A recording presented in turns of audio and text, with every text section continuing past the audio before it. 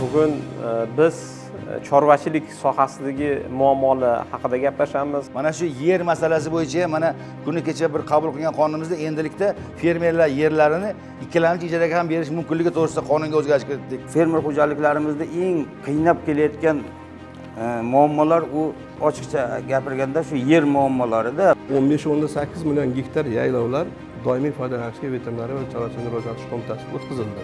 Qancha mol, qoramol boqilyapti u? U to'g'rimi yo'qmi? O'sha yaylovlarda haqiqatan o'sha egalari shu yerda mol boqyaptimi yoki yo'qmi? Bu 13 million chorva moli bor bo'lgan aholimiz o'zini molini qayerda boqadi? Mana shu urug'ni sizlar yetkazib bersalarning, bepul yetkazib berasizlarmi, shuni tezlashtirib Dehqonobodga yetkazib berish kerak-da urug'ni buni. Hozirgi sharoitda. U kechiksa keyin Dehqonoboddan o'tib chiqish ham qiyinlashadi. Bu mahalliy molimiz hech qachon kuniga 800 gram semirmaydi. Nari borsa 250, 300, 400 gramgacha boradi. muzlatilgan go'shtni reklama qilyapti. O'shalarda siz aytgan gormonlar yo boshqalarda qanday bilish mumkin? U ishlatilyapti-ku bugun. Bemalol shu kelgan go'sht qolib ketgan yo'q, hammasi iste'mol bo'lyapti. Qayta ishlash korxonalarini har bitta mahallagami yoki shu tumangami shu narsalarni tashlasa, qayta ishlash korxonalari yo'q. O'zini fermasidagi chorvasi uchun yaylov sotib oladigan bo'lsa, u bo'ldi. Lekin u aholi o'tga kira olmaydi menimcha. Qo'y bu parrandani molni sug'orish kerak-da. Suv kerak ekan.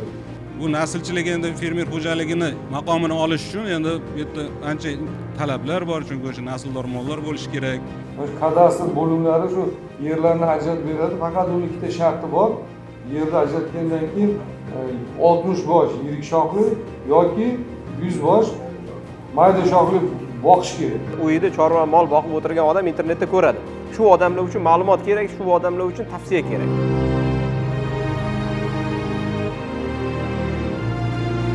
Assalomu alaykum, hurmatli mehmonlar, hurmatli fermerlar. Bugungi muloqotimiz ishtirokchilari, bugun biz chorvachilik sohasidagi muammolar haqida gaplashamiz va ularning yechimlari va chorvachilik sohasida kelgusida nima ishlar qilishimiz kerak bu sohani rivojlantirish uchun va bu sohadagi muammolarni hal qilish uchun nima vazifalarni bajarishimiz kerakligi haqida bugun gaplashamiz. Endi nima sababdan bugun chorvachilikni muhokama qilishimiz kerak? Shunga men qisqacha bir izoh bermoqchimanki, chorvachilik masalasi bugun bevosita oziq-ovqat xavfsizligi sohasining eng asosiy tarmog'idan biri. Ya'ni bu o'sha go'sht yetishtirish, sut yetishtirish, tuxum, baliq mahsulotlari va hokazo. Bu bevosita aholimizni kundalik oziq-ovqat mahsulotlarini yetishtirishga qaratilgan va bu aholimizni barqaror narxdagi oziq-ovqat mahsulotlari bilan ta'minlab beradigan bu soha bo'lganligi uchun albatta bu yo'nalishdagi muhokamamizni bugun Oliy Majlis Qonunchilik palatasi deputatlari, Qishloq xo'jaligi vazirligi, fermerlar kengashi, veterinariya va chorvachilikni rivojlantirish qo'mitasi, sohadagi olimlar, fermerlarimiz bilan birga sohada ko'p yillar ishlayotgan bu sohani mutaxassislari, zootexniklarimiz, veterinarlarimiz bilan birga bu masalani muhokama qilishimiz kerak. Chunki bu chorvachilik sohasi bu bitta yo'nalishga bog'liq emas, bitta mol bosh sonini ko'paytirish yoki bir qanaqadir bir yaylov bilan bog'liq. Bu kompleks masala. Shuning uchun buni biz o'sha mutaxassislar bilan muhokama qiladigan bo'lsak, bu ham muammosini ham topamiz va birgalikda muloqot qilish orqali buni kompleks yechimini ham bugun topishimiz kerak. Hozir birinchi bu sohadagi bo'layotgan o'zgarishlar va amalga oshirilgan ishlar, qonunchilikdagi bizdagi qilingan ishlar bo'yicha so'z navbatini O'zbekiston Respublikasi Oliy Majlis Qonunchilik palatasi deputati Adham aka Nazirqulovga bersa edi, hammadan iltimos qilaman, o'tirib biz muloqotni davom ettiramiz. Endi rasmiy bo'lmasligi uchun bu ochiq o'zaro suhbat, muloqot. Rahmat. Avvalambor assalomu alaykum hurmatli davra suhbat ishtirokchilari, hurmatli mehmonlar. Endi albatta men Oliy Majlis Qonunchilik palatasi deputati bo'lib, bugungi kundagi mana shu masala, ya'ni chorvachilik sohasidagi muammolar, ularning yechish yo'llari va kelajakda qiladigan ishlarimiz to'g'risida to'xtalib o'tmoqchiman. Bugun bilasizlar, O'zbekiston xalqi yildan yilga ko'payib bormoqda. Har yili kamida 1 million atrofida ko'payib bormoqda va bugungi kunda 2017-yilga nisbatan aholimiz soni 6 millionga ko'payib 38 millionga yetdi. Bu degani demak bizda aholimiz soni ko'payishi bilan birgalikda aholimizning oziq-ovqat mahsulotlariga bo'lgan talabi ham oshib bormoqda. Demak biz mana shu oshib borayotgan talabni biz qondirishimiz kerak. Buni albatta men aytmoqchimanki, bizda O'zbekistonda, mana O'rta Osiyoda O'zbekiston davlatimiz eng katta aholisi bor davlat hisoblanadi. O'sha 5 ta davlat ichida ya'ni 38 million aholisi bor. Qolgan bironta davlatda aholisi buncha emas. Mana eng bizdan keyingisi Qozog'iston bo'ladigan bo'lsa, Qozog'istonda 16-18 million aholi bor. Demak, biz mana shu oziq-ovqat xavfsizligini ta'minlash uchun bunga alohida e'tibor qaratishimiz kerak. Mana kuni kecha 26 dekabrda o'tgan yili 26 dekabrda davlatimiz rahbari, hurmatli prezidentimiz Oliy Majlisga va O'zbekiston xalqiga murojaatnoma qildilar. Shu murojaatnomada ham alohida mana shu masalaga to'xtalib o'tdilar. Murojaatnomada bilasizlar, o'sha 6 ta yo'nalish bo'yicha gapirib o'tdilar. Shu 6 ta yo'nalishi 3-chi yo'nalishi bu ichki bozorda talabni qondirish. Bu degani mana shu aholimizni nafaqat oziq-ovqat, boshqa talablarni ham qondirish masalasiga to'xtalib o'tdilar. Boshida aytib o'tdilar, O'zbekistonda bugungi kunda mana shu kambag'allik darajasi 8.9% dan 508% ga tushdi. Demak, aholimizda, demak, kambag'allik kamayish natijasida aholimizning turmush farovonligi oshdi. Turmush farovonligi oshishi bilan birgalikda, demak, ularning bo'lgan oziq-ovqatga va noziq mahsulotlariga bo'lgan talabi ham ortib bormoqda. Shundan kelib chiqib mana bu o'sha murojaatnomada davlatimiz rahbari qishloq xo'jaligiga alohida to'xtalib o'tdilar va 2026-yilda qishloq xo'jaligi sohasiga 52 trillion so'm miqdorida mablag'lar yo'naltirishni, o'sha qishloq xo'jaligini qo'llab-quvvatlash masalasiga va shu bilan birgalikda hududlardagi oziq-ovqat jamg'armalariga ham ajratilgan mablag'lar miqdorini 2,5 barobar ko'paytirib 500 milliard so'mga yetkazish masalasini ko'rsatib aytib o'tdilar. Demak, biz aytmoqchimanki, bugungi kunda mana shu oziq-ovqatga bo'lgan talabni qondirish uchun, demak, biz mana shu hozir mana aytib o'tgandek, mana O'zbekiston aholisi 38 million bo'ladigan bo'lsa, demak, ularni o'sha go'sht bilan ta'minlash, sut bilan ta'minlash masalasi alohida e'tibor loyiq bo'ldi. Men shu fursatdan foydalanib aytmoqchi edimki, oxirgi yillarda bizda O'zbekistonda mana bo'layotgan islohotlar, qonunchilik sohasida ham bir qator o'zgarishlar bo'lib, biz bu sohaga ham alohida e'tibor qaratib, bir qator qonunlarga o'zgartirishlar, qo'shimchalar kiritdik. Mana shu yer masalasi bo'yicha mana kuni kecha bir qabul qilgan qonunimizda endilikda fermerlar yerlarini ikkilamchi ijaraga ham berish mumkinligi to'g'risida qonunga o'zgarish kiritdik. Endi fermerlar yoki bo'lmasa dehqonchilik, fermer xo'jaligi bo'ladimi, chorvachilik bo'ladimi, o'z yerlarini qo'shimcha ijaraga ham bersa bo'lishi mumkinligi qonun bilan belgilab qo'yildi. Men shu fursatdan foydalanib, hozir mana shu yerda yig'ilgan mutaxassislar borligidan foydalanib aytmoqchi edimki, bugungi kunda biz endi mana shu aholimizni oziq-ovqat mahsulotlari bilan, xususan mana chorvachilik mahsulotlari bilan ta'minlash bo'yicha alohida bir yondoshishimiz kerak va bugungi kundagi muammolarni ochiq oydin aytishimiz kerak va bu muammolarni agar kerak bo'ladigan bo'lsa, qonunchilik sohasida qanaqadir o'zgarish kiritish kerak bo'ladigan bo'lsa, bizga murojaat qilishingizni va mana shu masalalar bo'yicha hozir biz agar Baxtiyor aytib o'tgandek, biz mana shu narsalarni agar aytiladigan bo'lsa, men ularni yozib olaman va shuni qaysi qonunga, qaysi joyga o'zgarish kiritish kerakligi bo'yicha men shu masalani Oliy Majlis Qonunchilik palatasiga deputat tashabbusi bilan bo'lsa ham, yo bo'lmasa o'sha kerakli agrar qo'mitaga yetkazaman. Va shundan fursatdan foydalanib aytmoqchi edimki, hurmatli tadbir ishtirokchilari, bugungi mana shu davra suhbatida samarali bo'lish uchun iltimos qilardimki, hammalaringdan, sizlar soha mutaxassislar, shu bilan bevosita shug'ullanasizlar, o'zlaringni ochiq oydin takliflaringni, muammolaringni va bugungi kunda nima qilsak mana shu soha rivojlanishini biz ko'rib chiqishimiz kerak. Chunki biz mana shu aytib o'tgandek, mana hozir men ma'lumot oldim, O'zbekiston aholisini mana shu 2017-yilga nisbatan o'sha 6 millionga o'sganligini va shu bilan birgalikda go'sht mahsulotlar ishlab chiqarish yoki bo'lmasa sut, baliq, tuxum va boshqa mahsulotlar ishlab chiqarish o'sganligini ko'rdik. Lekin shu bilan birgalikda menda bir masala tug'ildiki, hozir mana bu yerda aholimiz soni 20% ga 19% oshgan bo'lsa, go'sht ishlab chiqarish 30% ga oshibdi. Demak, go'sht ko'proq oshgan. Demak, buni bir tahlil qilib ko'rishlaringni va shu bo'yicha mana hozir sizlarda mana joylarda chorvachilik bilan shug'ullanadigan shu fermer xo'jaligi bo'ladimi, tomorqa xo'jaligi bo'ladimi, dehqon xo'jaligi bo'ladimi, bugungi kunda qanaqa muammolar bor va bu muammolarni qanday hal qilishimiz kerak va bunga davlat tomonidan yoki bo'lmasa shu qanaqadir qonuniy tomondan yordam kerak bo'ladigan bo'lsa, shu masalani ochiq oydin aytsalaring, mana shu davra suhbatimiz, muloqotimiz samarali bo'ladi deb o'ylayman. Rahmat Atam aka. Endi hurmatli ishtirokchilar, bugungi loyihani, bugungi muloqotda tashabbuskori O'zbekiston Fermerlar Kengashi. Shunga Abdushokir aka, endi bu yo'nalish bo'yicha masalani dolzarbligi haqida, qilingan ishlar bo'yicha bir fikrlaringizni aytsangiz. Assalomu alaykum, hurmatli davra suhbati qatnashchilari. Haqiqatan ham mana bugungi kundagi chorvachilikdagi eng dolzarb masalalar bo'yicha bugun mana shu yerda fermerlarimizni, tegishli tashkilot xodimlarini yig'ib davra suhbati o'tkazyapmiz. Haqiqatan ham keyingi 6-7 yillik davrda fermerlarimiz ko'p tarmoqli fermer xo'jaligiga aylangandan keyin bularning faoliyatida paxta g'alla ekib kelgan fermer ham bugun chorvachilik bilan shug'ullanyapti. Lekin o'sha chorvachilik bilan shug'ullanayotgan fermer xo'jaliklariga alohida yerlar ajratib berish muammolari ham joylarda juda ko'p uchrayapti-da. Shuning uchun bugun mana shu masalalar bo'yicha mana fermerlarimizni o'zi tushuntirib aytadi. Bir oldin bitta molga masalan qancha sutik joy ajratilganda shu chorvani rivojlantirish uchun shu ishlar bugun qanday joylarda olib borilyapti. Bu to'g'risida ham eshitamiz. Qolaversa mana shu 6-7 yilda chorvachilikni rivojlantirish bo'yicha kim nechta qarorlar, farmonlar chiqdi. O'sha farmonlarda bugun joylarda qanday samara berayotganligi bo'yicha ham eshitamiz. Qolaversa endi ko'p tarmoqli fermer xo'jaliklari ayni faqat chorva emas, baliqchilik sohasida ham, parrandachilik sohasida ham, umuman qishloq xo'jaligi boshqa mahsulot turlarini yetishtirishda ham o'z hissalarini qo'shib kelyapti. Bugungi kunda shu bozorimizni arzon bo'lishi, narx-navoni ishlab turilishi bo'yicha fermerlarimizda juda katta imkoniyatlar bor. Davlat tomonidan ham ancha imkoniyatlar ularga berilyapti.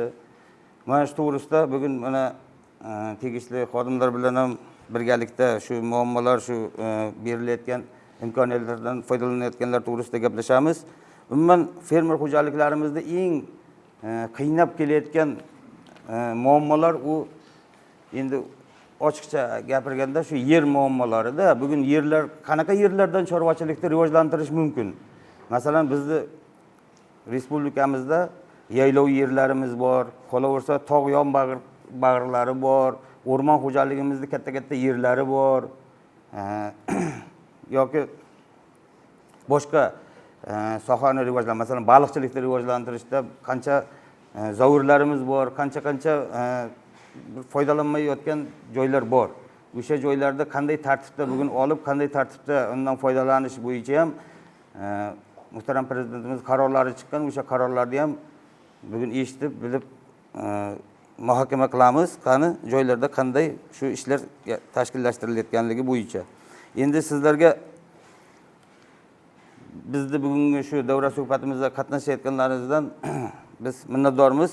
Tegishli tashkilotdan kelgan xodimlardan, fermer xo'jaliklarimiz ham mana bugun bitta Toshkent viloyatidan emas, barcha respublikalardan jalb qilingan. Bularni ham o'z bir hududidagi muammolarni ochiqcha gapirib, ochiqcha shu takliflarini eshitamiz. Rahmat sizlarga. Abshokir aka, rahmat. Endi qishloq xo'jaligi vazirligi vakillariga bersak, Ashur Baxtiyor akaga. Baxtiyor aka, men o'zi umuman oxirgi 9 yilda mana hozir yuqorida aytib o'tildi, o'sha chorva mol bosh sonini ko'paydi. Chorva mol bosh soni, o'sha tirik vazndagi o'sha go'sht yetishtirish oshdi va boshqa yo'nalishda sut mahsulotlari yetishtirish ham ko'paydi. Tuxum mahsulotlari, baliq mahsulotlari yetishtirish ham ko'paydi. Bu natijalarga qanaqa qilib erishildi va qaysi islohotda bu samarasi bo'ldi va nima imkoniyat va imtiyozlar berdi? Shular bo'yicha ma'lumot bersangiz, marhamat. Rahmat. Assalomu alaykum, hurmatli hamkasblar, ishtirokchilar. So'nggi 5-6 yilda chorvachilik tarmoqlarini rivojlantirish bo'yicha bir qator davlat rahbarining hujjatlari qabul qilindi. Xususan 5 ta farmon, 24 ta qarorlari, 40 ga yaqin Vazirlar Mahkamasining qarorlari tasdiqlanib, ular bilan chorvachilik tarmoqlarini rivojlantirish bo'yicha maqsadlar va vazifalar belgilab berildi. Jumladan o'tgan davrda chorvachilik tarmoqlarini rivojlantirish bo'yicha 30 trillion so'mlik 800 mingdan ortiq chorvachilik loyihalari amalga oshirildi. Loyihalar doirasida 200 ming nafarga yaqin aholi bandligi, ish bilan bandligi ta'minlandi.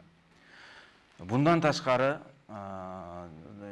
chorvachilik mahsulotlarini ishlab chiqaruvchi fermer xo'jaliklariga 900 milliard so'mga yaqin davlat byudjeti mablag'lari to'lab berildi. Amalga oshirilgan ishlar natijasida respublikada 19 mingdan oshiq chorvachilik subyektlari faoliyati yo'lga qo'yildi.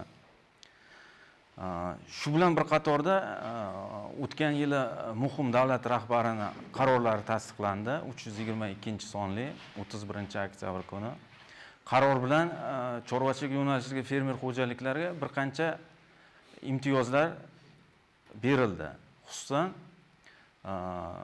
chet davlatlardan import qilgan chorvachilik subyektlariga qo'shimcha qiymat solig'ini 180 kunga bo'lib to'lashga tizim yo'lga qo'yildi. Shu bilan bir qatorda chorvachilik xo'jaliklariga oziqabop ekinlarni yetishtirish uchun tijorat banklaridan 12% imtiyozli kreditlar ajratib berish tizimi yo'lga qo'yildi.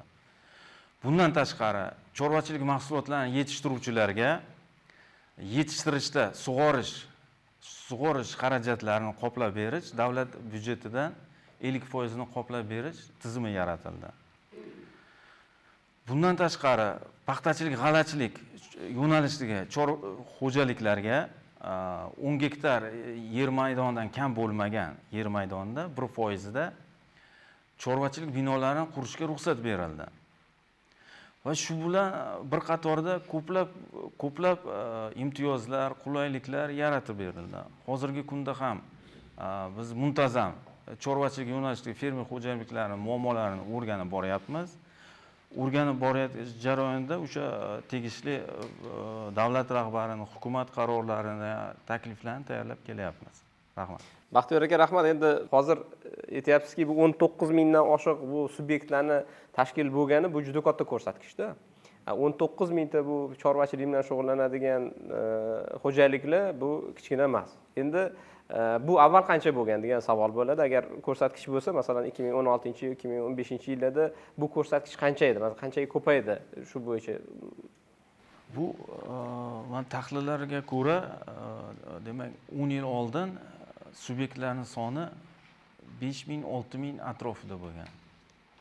Demak, bu 5 ming, 6 ming bo'lgan bo'lsa, deyarli 2,5 3 karraga 3 karra 4 karra, hattoki 3 karra 4 karraga bu ko'payganligi haqiqatda sohada sezilarli islohot amalga oshirilganligi va sohaga e'tiborli chuqur qaratilganligidan bo'ldi. Endi bevosita shu soha bilan shug'ullanadigan veterinariya va chorvachilikni rivojlantirish qo'mitasi vakilligi so'zni bersak, Azamat aka, bu yo'nalishda ko'proq siz shu chorvadorlar bilan ishlaysiz, ko'proq bu masala bo'yicha sizlarda tahlillar ko'p. Nima o'zgarishlar bo'ldi, nima imkoniyatlar berildi, nima natijalarga erishildi? Assalomu alaykum, hurmatli bugungi davra suhbati ishtirokchilari.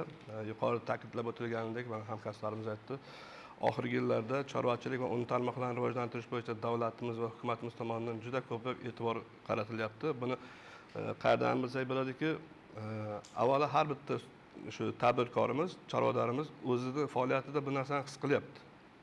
Bosqichma-bosqich ketyapti. Bu sohatlar hammasi bular faoliyatida bevosita bu bilan bog'liq nimalarni o'zida his qilishyapti. Undan tashqari hozir yana aytishimiz kerakki, biz oldimizga yana vazifa qo'yilyapti-yu, nima hukumat tomonidan.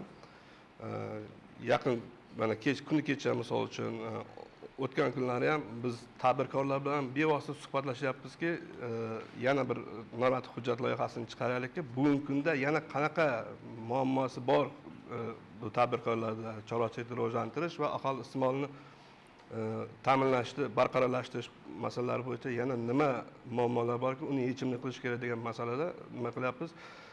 Bugungi yig'ilishdan foydalanib yana bir shu muammolar va takliflar bo'yicha faolroq ishtirok etishni so'rab qolardim tadbirkorlardan. Shu o'rinda eslatib ketay, 97lik kod bilan yozib olsanglar 776 94 46 Telegram nomerim, o'shanga takliflaringizni bemalol yozib bering. Azamat Qamrayev.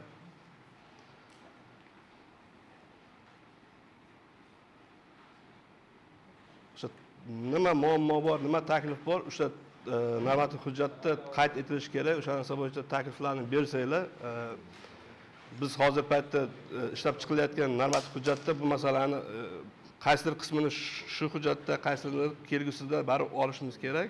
Chunki baribir ishlab chiqaruvchilar, yetishtiruvchilar bular muammosini bulardan olishimiz kerak-da bizga. Shuning uchun faolroq aniq qilishlarini so'rayman. Azamat aka, bitta savolda endi avval chorvachilik qo'mitasi avval bo'lganmi? Qachon tashkil qilindi bu o'zi? Men nima uchun bu savolni beryapman? Bu chorvachilik qo'mitasini tashkil qilinishi, bu alohida qo'mita sifatida bunaqangi vakolat, imkoniyatlarni berilishi ham bu oxirgi islohotlar davridagi hodisa deb o'ylayman-da. Shu masala bo'yicha qisqacha aytsangiz. Bu masala bo'yicha davlatimiz rahbari o'sha chorvachilikka oid bo'lgan barcha tarmoqlarni bitta tizimga birlashtirish masalasi bu 2019-yilda boshlangan edi. Xabarlaringiz bor, o'tgan yili imенно bevosita mana chorvachilik uchun asosiy omil bo'lgan yaylovlar masalasi ham veterinariya va chorvachilikni rivojlantirish qo'mitasi doimiy foydalanishga o'tkazib berildi. 15-son farmon bilan. Hozir o'sha payt chorvachilik bilan shug'ullanish subyektlariga o'sha oziqa yetishtirishda, chorva boqishda yoki qanaqadir infrastruktura tashkil qilishda bo'ladigan muammolarni hammasini bartaraf qilish, ularning taklifini ishlab chiqarish siyosati qo'mitaga yuklangan. Hozirgi paytda shu nimalarni bartaraf qilish bo'yicha ishlar ketyapti. Avval hattoki men nima uchun bu savolni berdim? Avval hattoki bu yo'nalishda shug'ullanadigan alohida tizim bo'lmagan, bu tarqoq bo'lgan. Tarqoq bo'lgandan keyin umumiy bu muvofiqlashtiradigan yoki muammolarni hal qilib, mana hozir o'zlari aytib o'tyaptilar, normativ huquqiy hujjat tayyorlayapmiz, loyihasini tayyorlayapmiz. Bu loyihasini tayyorlash jarayonida tadbirkorlar bilan muloqot qilib, xuddi shu har bitta hujjat oxirgi baribir islohotlar davrida baribir tan olishimiz kerakki, har bir qabul qilinadigan hujjat muammoni yechishga qaratilgan va aniq natijaga qaratilgan. Bu juda ham muhim. Chunki biz islohotni amalga oshirmoqchi ekanmiz, O'zbekistonda o'sha taraqqiyotda farovonlikni ta'minlamoqchi ekanmiz. Hozirdan muammomizni ochiqchasiga tan olib va uni hal qilishga qaratilgan qadam qo'yishimiz kerak. Shuning uchun ham albatta buni biz e'tirof qilishimiz kerak. Qo'mitani bu tashabbuslarini endi bu yo'nalishda o'z umuman oxirgi yillarda amalga oshirilgan islohotlar bo'yicha olimlarimizning fikri qanaqa? Mana olimlarimiz ham taklif qilganmiz. Bu yo'nalishda aynan chorvachilik sohasidagi o'zgarishlar, bu yo'nalishda chorvadorlarimiz tomonidan amalga oshirilayotgan yaxshi tajribalar bo'yicha bo'lsa, o'zingizlarning ilmiy tadqiqot qilgansizlar, shu yo'nalish bo'yicha fikrlaringlarni bildirsanglar. O'zingizni tanishtirib. Assalomu alaykum, hurmatli yig'ilish qatnashchilari. Men Toshkent davlat agrar universiteti umumiy zototexnika va texnologiya kafedrasi professori Shokirov Qahramon Jo'raboyevich bo'laman. Mana bugungi kunda chorvachilikka juda katta e'tibor qaratilib kelinmoqda Respublikamiz prezidenti tomonidan. Xususan o'tgan yillarga agar bu tahlilda analiz qiladigan bo'lsak, Baxtiyor akaning gaplariga qo'shimcha 95-yillar, demak, naslchilik to'g'risida qonun qabul qilingan bo'lsa, 2003 va 2005-yillarda faqatgina sohani rivojlantirish bo'yicha, ya'ni ikkita qaror qabul qilingan, ya'ni 824 va 823-qarorlar qabul qilingan bo'lsa, 2016-yildan boshlab, ya'ni 2017-yildan boshlab shu sohani rivojlantirish bo'yicha, ya'ni 20 ga yaqin prezident qarorlari va 5 ta prezident farmoni, 50 ga yaqin vazirlar mahkamasining qarorlari chiqdi. Va mana shu sohalarda, ya'ni qanday, ya'ni har bir chorvachilik sohasiga ushbu qarorlarda alohida Respublikamiz prezidenti tomonidan to'xtalib o'tdi. Buning sohasida mana bir qarorni analiz qiladigan bo'lsak, dastlabki qarorlardan biri o'sha baliqchilikni rivojlantirish. Bizning respublikamizda shu kunga qadar baliqchilikka hech qachon alohida e'tibor berilmagan, ya'ni kam miqyosda e'tibor berib kelingan. 2017-yilda sohani rivojlantirish bo'yicha o'sha baliqchilikni rivojlantirish, xorijiy investitsiya texnologiyalari asosida, ya'ni intensiv baliqchilikni rivojlantirish. Mana o'zimizni xalqimizning tilimiz bilan aytamiz, mana Toshmo'riya deymiz, Toshkent dengizida shu yerda sadog usulida baliq yetishtirish yoki bo'lmasam o'sha xorijiy baliqlardan, ya'ni aslli, ya'ni Afrika so'm baliqlarini hozirgi kunda mana bozorda juda ko'payganligini ko'rishimiz mumkin. Ularning bari ushbu Respublikamiz prezidenti tomonidan alohida mana shu sohalar bo'yicha rivojlantirishga qaratilgan hissalarini negizi deb hisoblayman. Bundan tashqari yana har bir soha, yilqichilikka ham bunday e'tibor berilmagan. Yilqichilik bo'yicha, parrandachilik bo'yicha ham alohida qarorlar chiqarib, parrandachilikni rivojlantirish bo'yicha qarorlar qabul qilingan. Biz o'zimiz uzoqqa to'xtalmaymiz. O'qib yurgan kezlarimizda parranda go'shtini yemoqchi bo'lsak, Yangiyo'l tabaka, mana hozir qatnashayotgan joyimiz yoki bo'lmasam Uголок skverga borib berdik. Va buni talabalik davrimda men yeyolmasdik. Kamligi uchun, qimmatligi uchun. Yeyishga imkoniyatimiz yo'q edi. Hozirgi kunda men o'ylayman, mana ko'chalarimizga chiqsak, har bir kafemizda masalan parranda go'shti. yoki bo'lmasa hozirgi kunda men o'rtacha statistika hisoblaydigan bo'lsak, har bir talaba, masalan uchun bemalol o'sha parranda go'shti, ya'ni nima qilib aytganimizda nima deymiz, grill deymizmi? Mana shu parranda go'shtini olib iste'mol qilyapti. Buning negizi narx ham arzon. Buning negizi nima? Buning negizida baribir mana shu muhtaram prezidentimizning qarorlari, mana shu parrandachilikni rivojlantirish bo'yicha. Bundan tashqari har bir soha bo'yicha bunday ilgari nima bo'linmagan, ya'ni chorvachilik yo'nalishlari bo'yicha har bir chorvachilik sohasi. Bundan tashqari yana imtiyozlar ajratish, ya'ni naslli mol uchun yoki bo'lmasa yetishtirilayotgan parranda go'shti uchun har biriga 2 million so'm yoki parranda go'shtining tirik vazniga va yetishtirilayotgan har bir tuxumga 50 so'mdan, ya'ni subsidiyalar ajratish. Bu barchasi men o'ylaymanki, bu davlatimiz tomonidan qo'llab-quvvatlanyapti va bularning negizida hozirgi kunda Toshkent davlat agrar universiteti chorvachilik va parrandachilik ilmiy tadqiqot instituti olimlari ham demak ko'plab ilmiy loyihalar va tajriba ishlari demak olib borilyapti. Va xohlasa bundanda yana ko'proq rivojlanadi. Qahramon aka, to'g'ri bitta fikr aytdingiz. Endi menda tahlillari bor, aniq tahlillari. Mana baliq yetishtirish masalasi bo'yicha 2017-yilda umumiy ovlangan baliqlarning miqdori 83.900 tonna bo'lgan va hozir 2025-yil yakunida bu ko'rsatkich 206.000. Bu statistika, Milliy statistika qo'mitasining ma'lumoti. 206.200 tonna baliq mahsulotlari yetishtirilgan. Bu 2,5 karraga ko'p degan. Hozirgi baliq turlari haqida o'zingiz to'xtalib o'tdingiz va umumiy hajmlari ham keskin oshgan. Haqiqatan baliq xo'jaliklarini tashkil qilish bo'yicha ham bu juda ham katta o'zgarishlar bo'ldi. Endi parranda masalasi bo'yicha yana statistikani ma'lumoti, Milliy statistika qo'mitasining ma'lumoti 2017-yilda 71.343.000 bosh agar parranda boqilgan bo'lsa, 2017-yil ko'rsatkichi 2025-yil yakunida 118 milliondan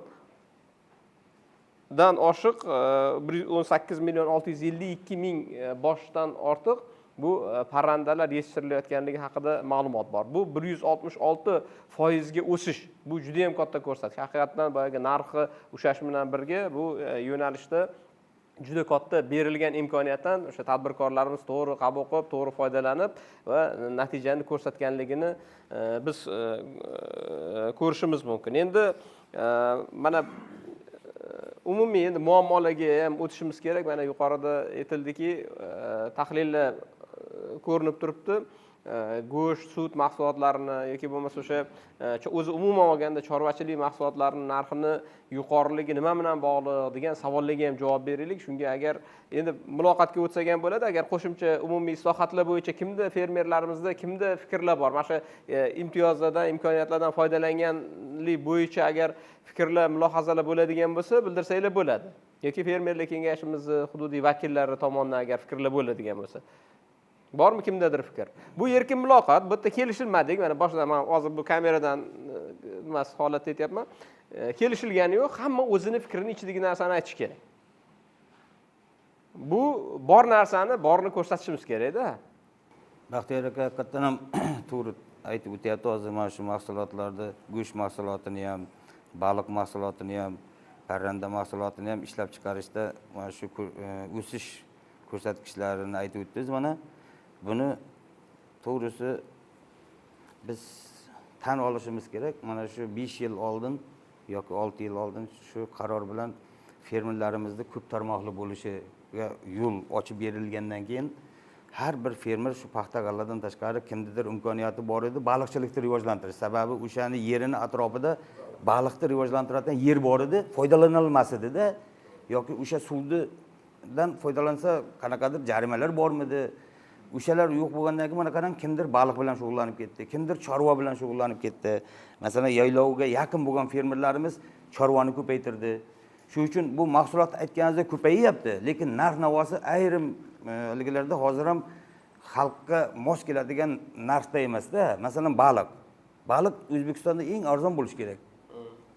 Lekin ayrim turlari bugun qimmat narsa turibdi-da. Masalan, shularda turlari bor-da, baliq boqishda ham sazan balig'ini masalan iste'moli ko'p bo'lganligi uchunmi, talab kattaligi uchunmi narxi balandroq. Yoki masalan chorvada ham xuddi shunaqada. O'sha uchun bugungi kunda masalan suv omborlarimiz bor-da, o'zimizni mana bu ko'z oldimizga olib kelaylik. Respublikada nechta suv ombor bor? Lekin o'sha suv omborlar qaysi tartibda bugun baliq boqish uchun kimgadir yoki bir tadbirkorgami, kimgadir bo'lib berilishliklari shu yoki suv ombordan foydalanish bo'yicha qarorlar chiqqan. Lekin o'sha joylarda qanday amalga oshirilyapti-da? Mana shuni mana Toshkent viloyatini o'zini olaylik, nechta suv ombor bor? Toshmori bor, to'g'rimi? O'sha yerda baliq bormi? Kimdir boqadimi? 3 ta suv ombor bor. O'shanga bir baliq boqish yo'llari, tartiblari qanday qarorlar chiqqanki o'shanga, to'g'rimi? Foydalanish bo'yicha. O'sha joylardagi mana shunday muammolar yoki men ham aytib o'tdim, yaylov deymiz-da. Yaylovimiz ko'p, O'zbekistonda juda yaylov ko'p. Tumanlarda har bir tumanda o'z yaylov bor-da. Lekin o'sha yaylovlardan bugun qanday foydalanyapti? Fermerlarga qaysi tartibda u bo'lib berilgan yoki berilmoqda? Mana shu yerda ham muammolar katta. O'sha yaylovdagi bugun oldingi biz yoshlikda ko'rgan o'tlarimiz bugun shu yaylovda yo'q. Qurib ketgan. O'sha yaylovlarga bugun o'shana o'tlarni urug'idan olib kelib qaysi vaqtda sepib, qaysi vaqtda shuni ko'paytirish choralari bo'yicha ham qandaydir bir takliflarni bersak, bu fermerlarimiz haqiqatan ham shu ichida bor, shular biladi. O'sha davrda shu yerda katta bo'lgan qaysi o'simlikda urug'ini ekib ko'paytirib qilib olsa bo'ladi. Bu boralardagi kamchiliklarni ham, muammolarni ham bemalol fermerlarimizni bugun aytishga imkoniyati bor yoki taklif berishga imkoniyati bor. Baliq boqishda ham, chorvani ko'paytirishda ham, yerlardan foydalanish bo'yicha ham bemalol tortinmay aytaveringizlar. Rahmat. Abdushokir aka, yaylov masalasida gaplashaylik endi. Yaylov masalasida mana umumiy hozir milliy statistika qo'mitasini ko'rsatkichlariga yana yuzlanamizda. Jami O'zbekistonda mavjud yirik shoxli qoramollarni soni bu 14 milliondan ortig'i tashkil qilyapti. Barcha toifadagi xo'jaliklarda yetishtirilayotgan o'sha boqilayotgan chorva mol bosh sonlari 14 milliondan oshiq. Endi bu 14 million bosh yirik shoxli qoramollarni bu mana hozir bu ma'lumot ham meni qo'limda bor. Demak 13 millioni bu aholining qo'lida, tomorqa va dehqon xo'jaliklarida. Endi bu tomorqa va dehqon xo'jaliklarida bo'lgandan keyin ularni birinchi o'rindagi muammosi bu ozuqa masalasi bo'ladigan bo'lsa, keyingi masalasi bu yaylov masalasi. Ozuqa masalasiga keyin to'xtalamiz, ozuqa masalasi narxlarning qimmatli masalasiga. Endi biz yaylov masalasiga to'xtaylik. Endi bu 13 million chorva moli bor bo'lgan aholimiz o'zini molini qayerda boqadi? Shu masala bo'yicha umumiy veterinariya qo'mitasi agar siz umumiy tushunchani bersangizda, keyin muammoni ichiga kiradigan bo'lsak. Birinchidan savol to'g'ri qo'yildimi? Savol to'g'ri qo'yildi. Mana hozir qarangda, 14 million qoramol bo'ladigan bo'lsa, 14 million bo'ladigan bo'lsa, mana qarang, 1 millioni demak o'sha yaylovlarda ekanda, demak biz yaylovlarimizda nimaga unaqa chor fermalarda shunaqa ekan. Demak, uni bir savol tug'iladi. O'sha yaylovlarda hozir bugungi kunda qancha mol qoramol boqilyapti u? U to'g'rimi yo'qmi? O'sha yaylovlarda haqiqatan o'sha egalari shu yerda mol boqyaptimi yoki yo'qmi? Gektariga yo'qmi? Soni to'g'rimi yo'qmi? Shuni bilan aytganingizdek, 1 gektar yaylovga qancha qoramol, yirik shoxli yoki bo'lmasa qancha qo'y echki to'g'ri kelishini tavsiya berganmi, shunga qarab turib hisoblash kerak buni. Shundan kelib chiqib tahlil qilishimiz. Demak, yaylovlar samarali foydalanyaptimi yoki yo'qmi?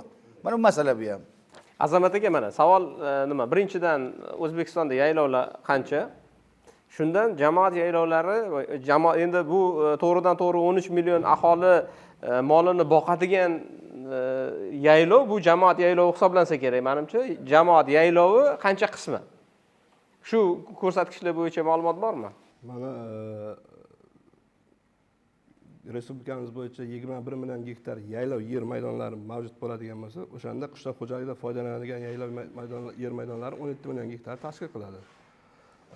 Boya ta'kidlab o'tganimdek, 15-son farmon bilan veterinariya va chorvachilikni rivojlantirish qo'mitasiga e'tibor qilishlarini so'rayman. Qoraqalpog'iston Respublikasi, Buxoro, Jizzax, Qashqadaryo, Navoiy, Samarqand, Surxondaryo viloyatidagi 15.8 million gektar yaylovlar doimiy foydalanishga veterinariya va chorvachilikni rivojlantirish qo'mitasiga o'tkazildi.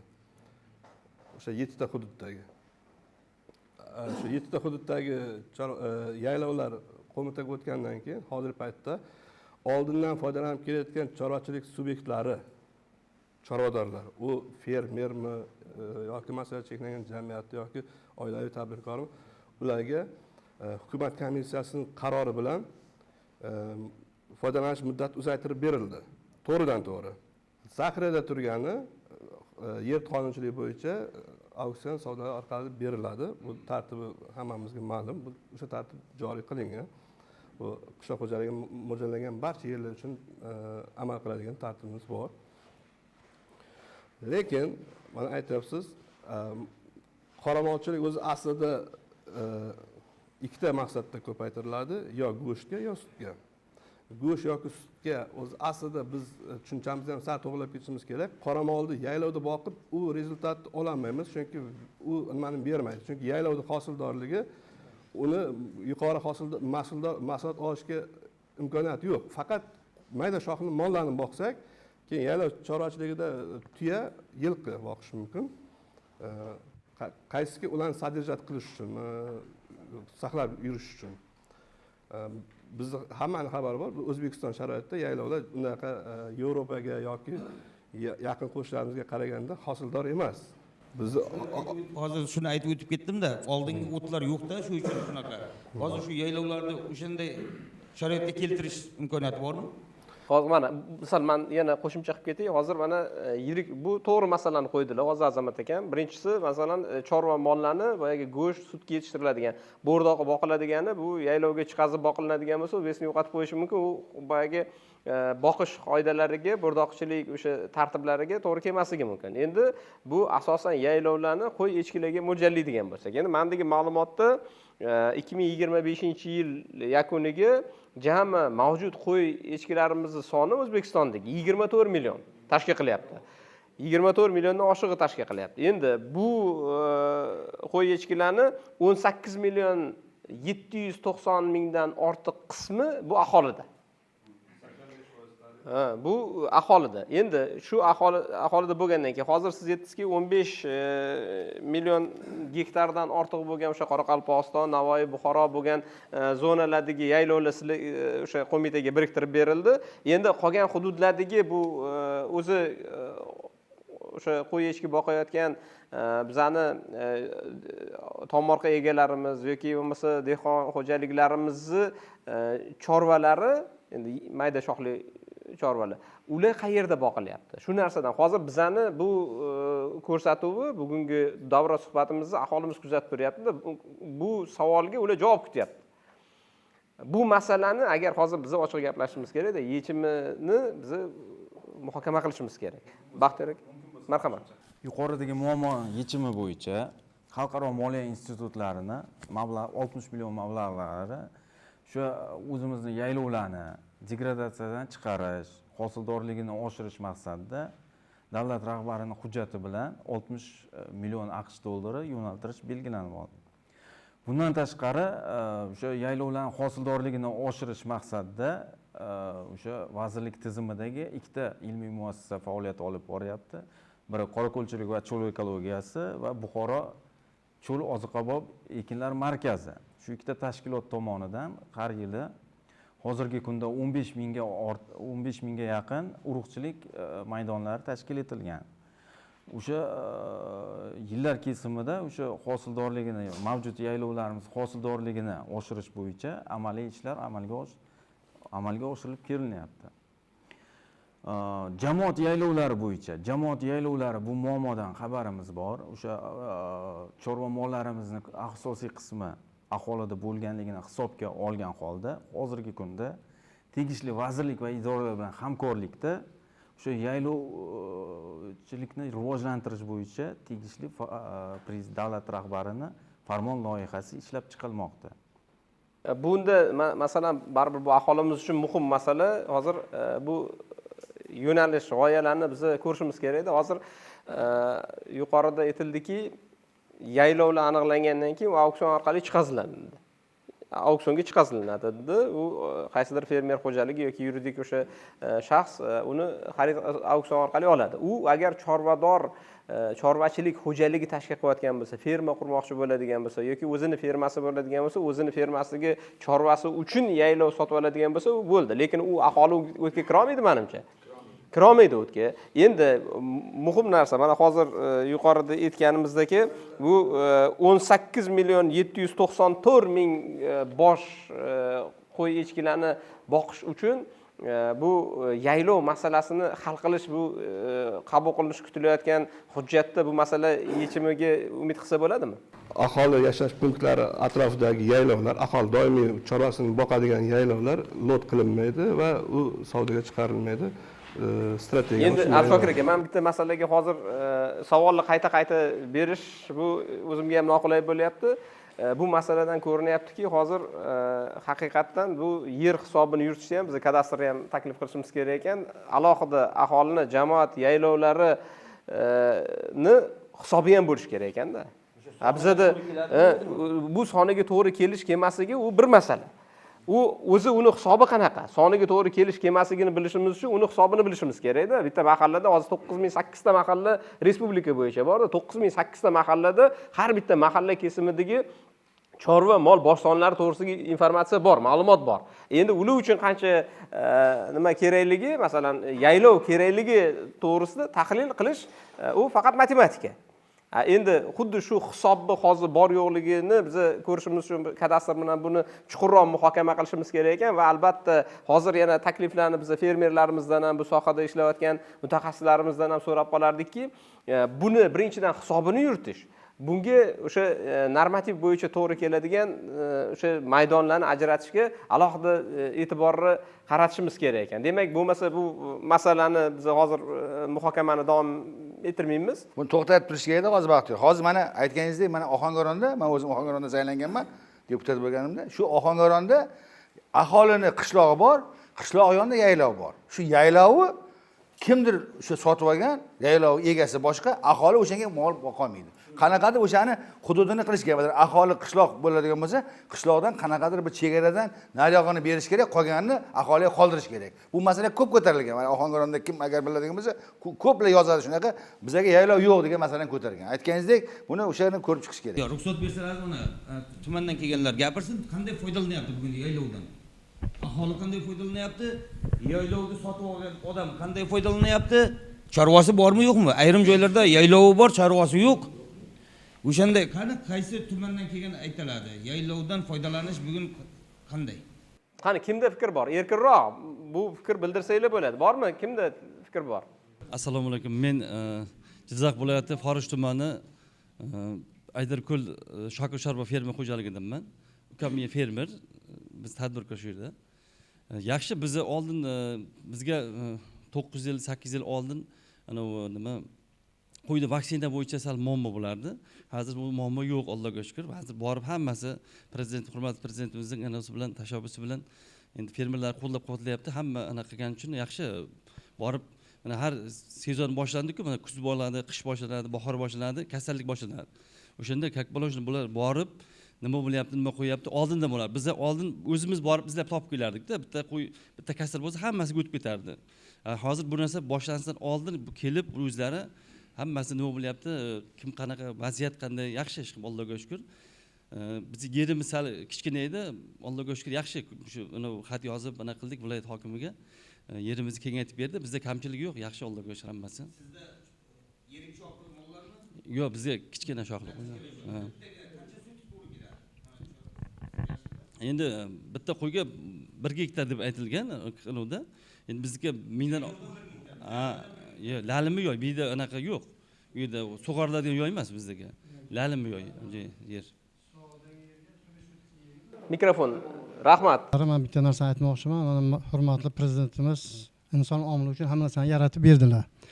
Mana shu aholi to'g'risida, aholi tomorqalari to'g'risida aytyapsizlarki, mana shu xalqimiz qo'ylari bor, mollari bor, mollarni terilar suyadi, terisini qayerga ishlaydi, junlari bor, junlarni sotishda bir sharoit. Bizda asosan mana shu qayta ishlash korxonalarini har bitta mahallagami yoki shu tumangami shu narsalarni tashishga qayta ishlash korxonalari yo'q.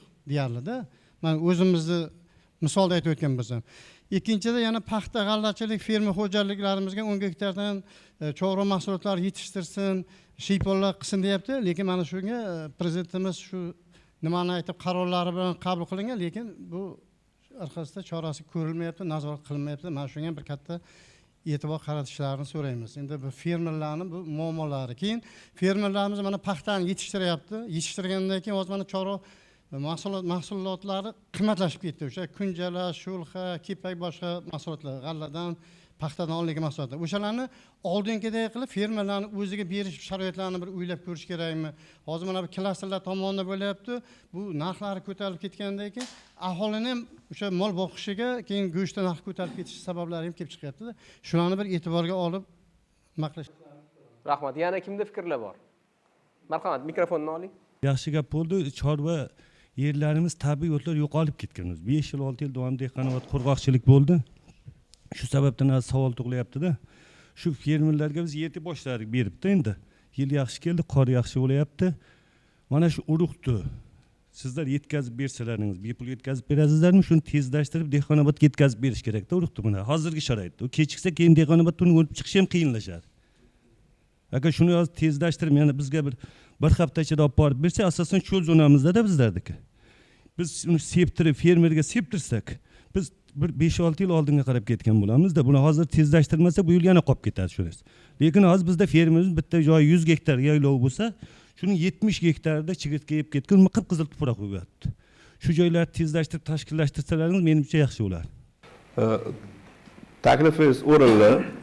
Hozir mana o'zi yaqinda bu urug'chilik masalalari yaqinda yo'lga qo'yildi. Hali yetadigan ob'yomda hali urug' yetkiza olganimiz yo'q. Bu ham bari mablag'ga borib taqaladi. Etap bosqich bu narsalarga erishamiz. Bu yil ham juda katta maydonlarda urug' yetishtirishga, u yetishtirgan urug'imiz ham boshlang'ich, masalan uchun cho'laklar o'simligi eng tez nima bo'ladigani 3 yil davomida yetiladi. O'sha tomonlarni ham inobatga olish kerak. Hozir yetkazib berishimiz mumkin. Endi nima deydi? Cheklangan miqdorda yetkazib beramiz. Biz hali bor urug' haqiqatan hozir kam, lekin o'shanaqangi chorvachilikka ixtisoslashgan tumanlarga ilojini boricha tezroq yetkazib berish choralarini ko'rsak yomon bo'lmaydi-da.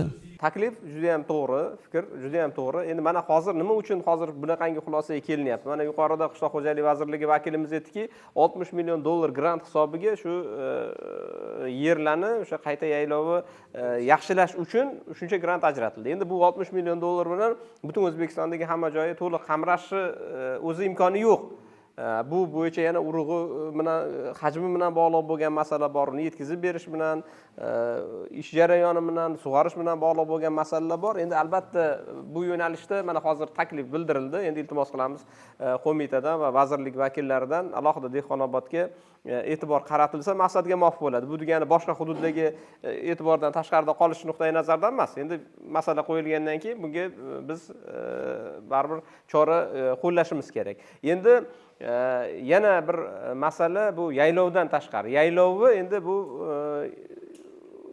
samaraliroq qilish uchun yechim aytildi. Demak, biz muammo yaylov bilan bog'liq edi, muammoni muhokama qildik. Endi uni samarali qilish, ya'ni o'sha yerda ozuqabop o'simliklarni o'sishini ta'minlash borasida choralarni ko'rilayotgan choralar etildi. Endi keyingi masalaga o'tyapmizki, bu boshqa ozuqa mahsulotlari.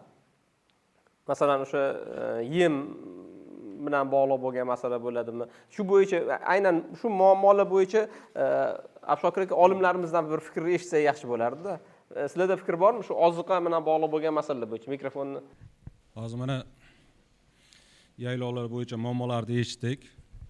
Bular bo'yicha endi asosan o'sha boya aytganimizdek chorvachilikda bir nima bor? Nima deymiz? Termin, ya'ni chorvaning asosiy mahsuloti 60% bu ozuqaga bog'liq deymiz. O'shaning uchun birinchi o'rinda bu to'g'ri, yaylovlarni ham rivojlantirib, bor imkoniyatlardan foydalanish kerak.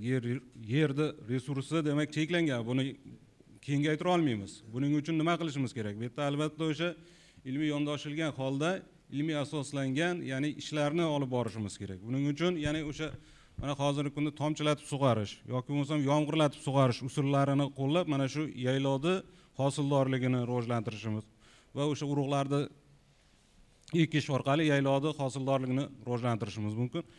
Shu bilan birgalikda bu yerda men hozir juda ijtimoiy tarmoqlarda ham, televideniya, ommaviy hamma joyda nima bo'ldi? Go'sht nimaga qimmat degan juda nima ko'p mulohaza ko'payib ketdi.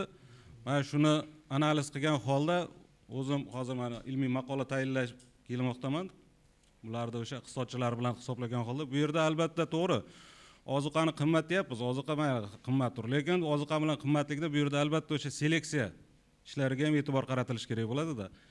Ya'ni mana shu yetishtirilayotgan mana go'shtimizni 3 millionga yaqin go'sht yetishtirilayotgan bo'lsa, stat ma'lumotlariga ko'ra, mana shuning asosiy qismi demak dehqon aholi qo'lida, ya'ni 94%.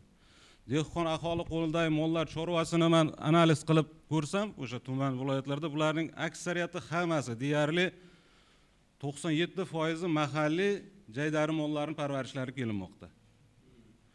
Endi men buni analiz qildim, ozuqani tan narxini, ozuqa birligini hisoblagan holda hisoblab ko'rdik, mana iqtisodchilar bilan. Demak, ozuqani tan narxini qoplash uchun chorvamiz yiliga, ya'ni laktatsiya davri deydi, buni fermerlarimiz juda yaxshi biladi, 305 kun tashkil qiladigan bo'lsa, o'sha butun laktatsiya davridagi sigirimiz 4000 kilogramdan oshiq sut berib, agar go'shtga boqadigan bo'lsak, buning kunlik semirishi 800 grammda tashkil qiladigan bo'lsa, bu demak o'zini o'sha berayotgan ozuqasini iqtisodiy jihatdan qoplar ekan, ya'ni minimal talabda. Endi buning uchun nima qilishimiz kerak? Albatta bu yerda o'sha chorvani naslini yaxshilashimiz kerak. Bu mahalliy molimiz hech qachon kuniga 800 gram semirmaydi. Nari borsa 250, 300, 400 grammgacha boradi. Yoki bo'lmasam sut berishini aytadigan bo'lsak, sut berishi ham 2600 kilogram, 2700 kilogram o'rtacha sutni beradi. Buning uchun albatta bu yerda mana shu aholini yetishtirayotgandan keyin biz bu yerda birinchi o'rinda yo'lga qo'yishimiz kerak aholini molini zotini yaxshilash bo'yicha. Bu to'g'risi bo'yicha mana Respublika chorvachilik qo'mitasi, chorvachilik bular bo'yicha ya'ni naslchilikni yo'lga qo'yilgan, juda ko'plab borilyapti. Lekin mana shu bo'yicha ya'ni har bir tuman qishloqlarimizda mutaxassislar yetishmaydi. Ya'ni masalan sun'iy urug'lantirish bo'yicha qoramolni borib, sun'iy urug'lantirish bo'yicha mana shu mutaxassislarning sonini ko'paytirish. Shu bilan birgalikda o'sha qanday aholi har doim bir narsadan manfaat ko'rsam deydi-da. Bu hammamiz shundaymiz. Bir narsadan o'sha aholiga bu albatta o'sha molini, naslini yaxshilashimiz uchun qandaydir biz bunga bir imtiyoz. Biz 2018-yil Toshkent viloyati Bo'ka tumanida mana shu bo'yicha fermer xo'jaligida loyiha qo'ygandik. Ya'ni o'sha bir fermer xo'jaligini tanlab olib va uni ishchilarini, demak 10 ta aholini tanlab olib, ularning molini biz ya'ni nima qilganmiz? Ro'yxatini tuzganmiz, sun'iy urug'lantirishda biz tekinga yo'l qo'yib berganmiz va undan yetishtirilayotgan mahsulotni bu fermerga beradi. Fermer o'zi qayta ishlaydi mahsulotni va xalqqa arzon narxda chiqazadi. Mana shunday loyihalarni bir kengaytirsak, mana shu bo'yicha kengaytirish bo'yicha mana fermerlar kengashi tomonidan agar qo'llab-quvvatlansa, mana shu narsalarga yana ijobiy qaralsa, menimcha bu o'sha chorvachilikni rivojlantirish bo'yicha, ya'ni aholiga yetishtirilayotgan go'shtni ham, sutni ham arzonlashishiga mana shu demak yechimlar ham. Demak, mana hozir mana marhamat. Assalomu alaykum. Hozir Toshkent davlat agrar universiteti dotsenti Boltayev Aliman. Bu kishi yaxshi nimani fikr bildirib o'tdilar. Chorvachilikni rivojlantirish uchun asosan birinchi navbatda mutaxassis tayyorlash kerak.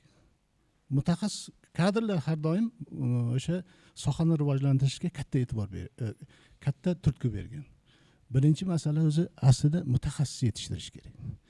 Mana so'nggi yillarda prezidentimiz tomonidan ilm fanga bo'lgan e'tibor juda katta e'tibor berilmoqda. Ilmsiz har qishloq xo'jaligida, xususan chorvachilik sohasida rivojlantirishda imkoni yo'q. Faqat ilm orqali, chuqur o'sha xalqaro tajribalar orqali shu sohani rivojlantirishga imkoniyat yaratdilar. Qishloq xo'jaligida misol uchun chorvachilik sohasi yalpi mahsulotni hozirgi kunda 52% tashkil qiladi. Juda katta tarmoq hisoblanadi.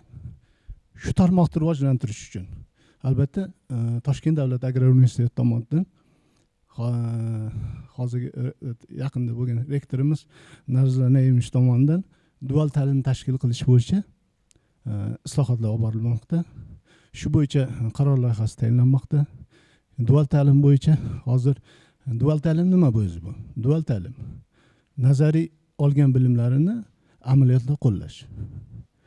Dual ta'lim asosida agar rivojlantiradigan bo'lsak, deylik mutaxassisimiz avvallari nima bo'lardi? Faqat 5 yil davomida faqat nazariy bilim olardi. So'ngra keyin ishlab chiqarishga borib, keyin ishlab chiqarish bilan tanishib, ishni amalga oshiradi. Hozirgi dual ta'limda nima qilinadi? Nazariy bilimni shu joyda o'zida amaliyot bilan bog'langan holda. Amaliy o'qish ishdan ajralmagan holda mana bu yil 26-27 o'quv yilida bizda qaror loyihasi tayyorlanyapti. Shu sohada faoliyat yuritayotgan chorvachilik yo'nalishida klasterlar bo'ladimi, fermer xo'jaliklari bo'ladimi, ilg'or fermer xo'jaliklar bo'ladimi, bularning farzandi bo'ladimi, jiyani bo'ladimi, deylik qo'lda ishlaydigan yaxshi xodimlar bo'ladimi? Dual ta'lim suhbat asosida agrar universitetga dual ta'limga qabul qilish bo'yicha shu masala ko'tarilgan. Shu masala taklif berilyapti, qabul jarayoni boshlanadi xudo xolasa. Agar kimda talab bo'ladigan bo'lsa, murojaat qiladigan bo'lsa, fermerlik kengashi orqalimi, demak O'zbekiston Liberal Demokrat partiyasi tomonidanmi через chiqishadimi, orqali chiqishadimi, biz bemalol takliflarni qabul qilib olamiz. Demak, yana agrar universitet tomonidan ma'lumot uchun aytib o'tmoqchiman. Hozirgi kunda dunyoning eng rivojlangan qishloq xo'jaligi sohasi bo'yicha Xitoy bilan,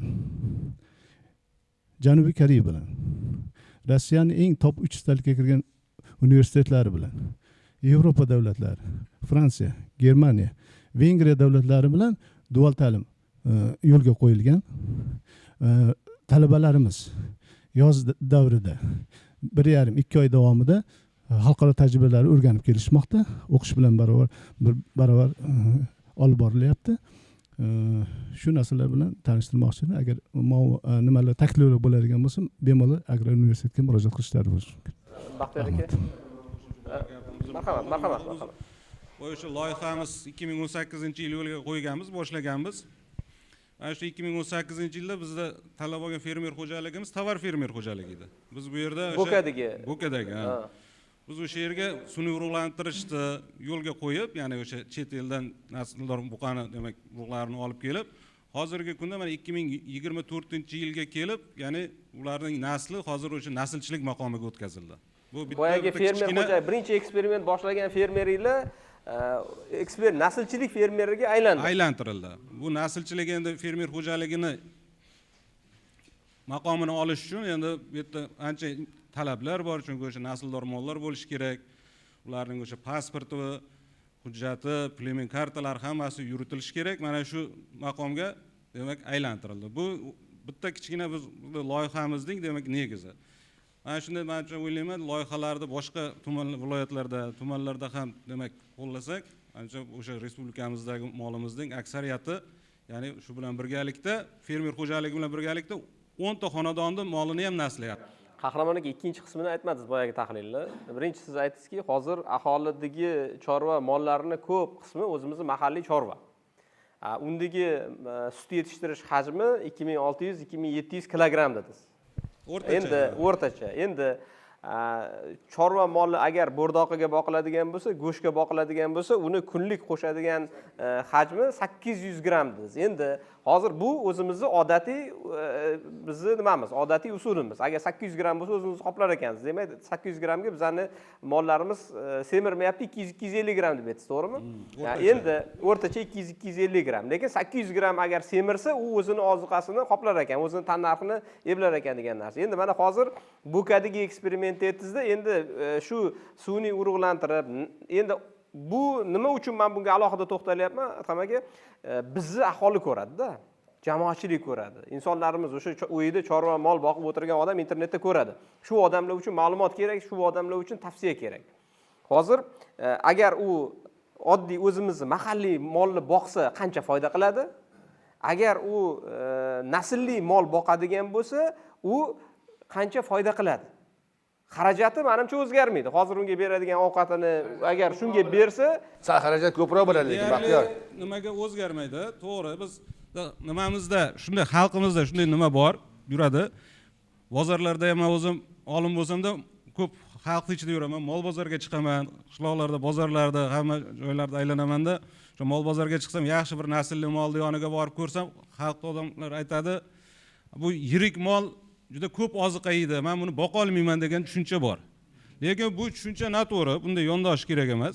Uni yeyotgan oziqasi, mayli ko'p yeyapti oziqa, lekin bu ko'p mahsulot berib turib, buni berayotgan tan narxini bu mahsuloti bilan qoplaydi. Boya aytganimdek, o'sha yiliga 4000 kilogramdan oshiq sut beradi yoki bo'lmasa 800 gram kuniga semiradi. Endi 800 gram bu kuniga semiradi deganim, agar go'sht narxiga hisoblasangiz ham, bu hali maqolamiz oxiriga yetgani, yana analizlarimiz bor, tekda to'plashimiz kerak bo'lgan, iqtisodchilar bilan hozir birga ishlayapmiz. Ya'ni kuniga 800 gram semiradi degani, ya'ni agar go'sht narxiga hisoblasangiz, bu kuniga 100 ming so'm demak daromad qilyapti. O'rtacha hisoblasakda endi nima hisoblaydi. O'shaning uchun buni o'ylaymanki, bu yerda albatta o'sha naslli molni boqqan bu baribir yaxshi. To'g'ri, naslli bo'lgandan keyin, bu mahsulot bo'lgandan keyin o'zimizda mahalliy mollarga qaraganda bir sharoitni talab qiladi. Chunki u o'z nomi bilan naslli deb turibdi. Endi o'zimizda aholimizda nima qilib turib borib dalaga qoqib qo'yish emas, kuni issiqqa. Agar ruxsat bersangiz, shu yerda bir qo'shimcha qilmoqchiman. Mana shu masalada aholi xonadonlarida naslli mollarni boqish bo'yicha mana shu Yangiyo'l tumani, aynan mana Saidota mahallasida aholida shunaqa mollar ko'p ekan. Ko'pligi sababli men buni to'g'risi bu yil qanday bildim? Bu aholi chiqib buni naslli molni boqishga haqiqatan bir kunga 40 kilo, 50 kilo yemish yeydigan bo'lsa, u yemish 6 sutikli tomorqasidan chiqqani yetmas ekanda. Bular nima qilyapti? Chiqayapti-dagi fermer xo'jaligini g'alla maydonidan bo'shagan yerlarini shartnoma orqali olyapti. O'sha joyga makkani ekyapti-dagi, o'sha makkani shu tramaga silos qilyapti. Silos qilishda bitta muammo bo'lyapti. Silos qilib o'rib beradigan kombaynlar yetishmas ekanda. Juda ochalar kutib o'tirib, odamlar mana tayyor bo'lgan mahsulot. Shuni o'rib olish kerak, lekin oylab kutyapti-da. Kombayn yo'qligi uchun. Ana shu endi kelajakda u mana Yangiyo'lda rivojlandimi? Bilingki, boshqa joylar ham buni o'rganib rivojlanadi. Endi nima qilish kerak? O'sha kombaynlar ko'paytirish kerak. Masalan, yer ko'p, g'alladan bo'shagan yerlarga masalan bemalol ekib olish imkoniyati bor. Naslli molni ko'paytirib, endi boqishda ham mana yo'li ochildi demoqchiman-da. Mana aholi ham o'sha naslli molni boqish imkoniyati bor ekan. Mana shu yerda biz shuni sinab ko'rdik, aholining o'zidan. Shu uchun demoqchiman, bu aholiga o'sha bitta kombayn o'rish, kombaynni ko'paytirish, ikkinchisi o'sha makka deymiz, makka jo'xorini navlarini, yaxshi navlaridan aholiga yetkazish choralarini ko'rishimiz kerak ekan. Ana shu 2 oylik, 70 kunlik deydimi? Oldin bizniki 120 kunlik bo'laydi-ku makka yillari. Ha, shunaqa. Mana shularga yetkazib bersak, aholini o'zi bemalol o'sha naslli molni boqish imkoniyati bo'lar ekan.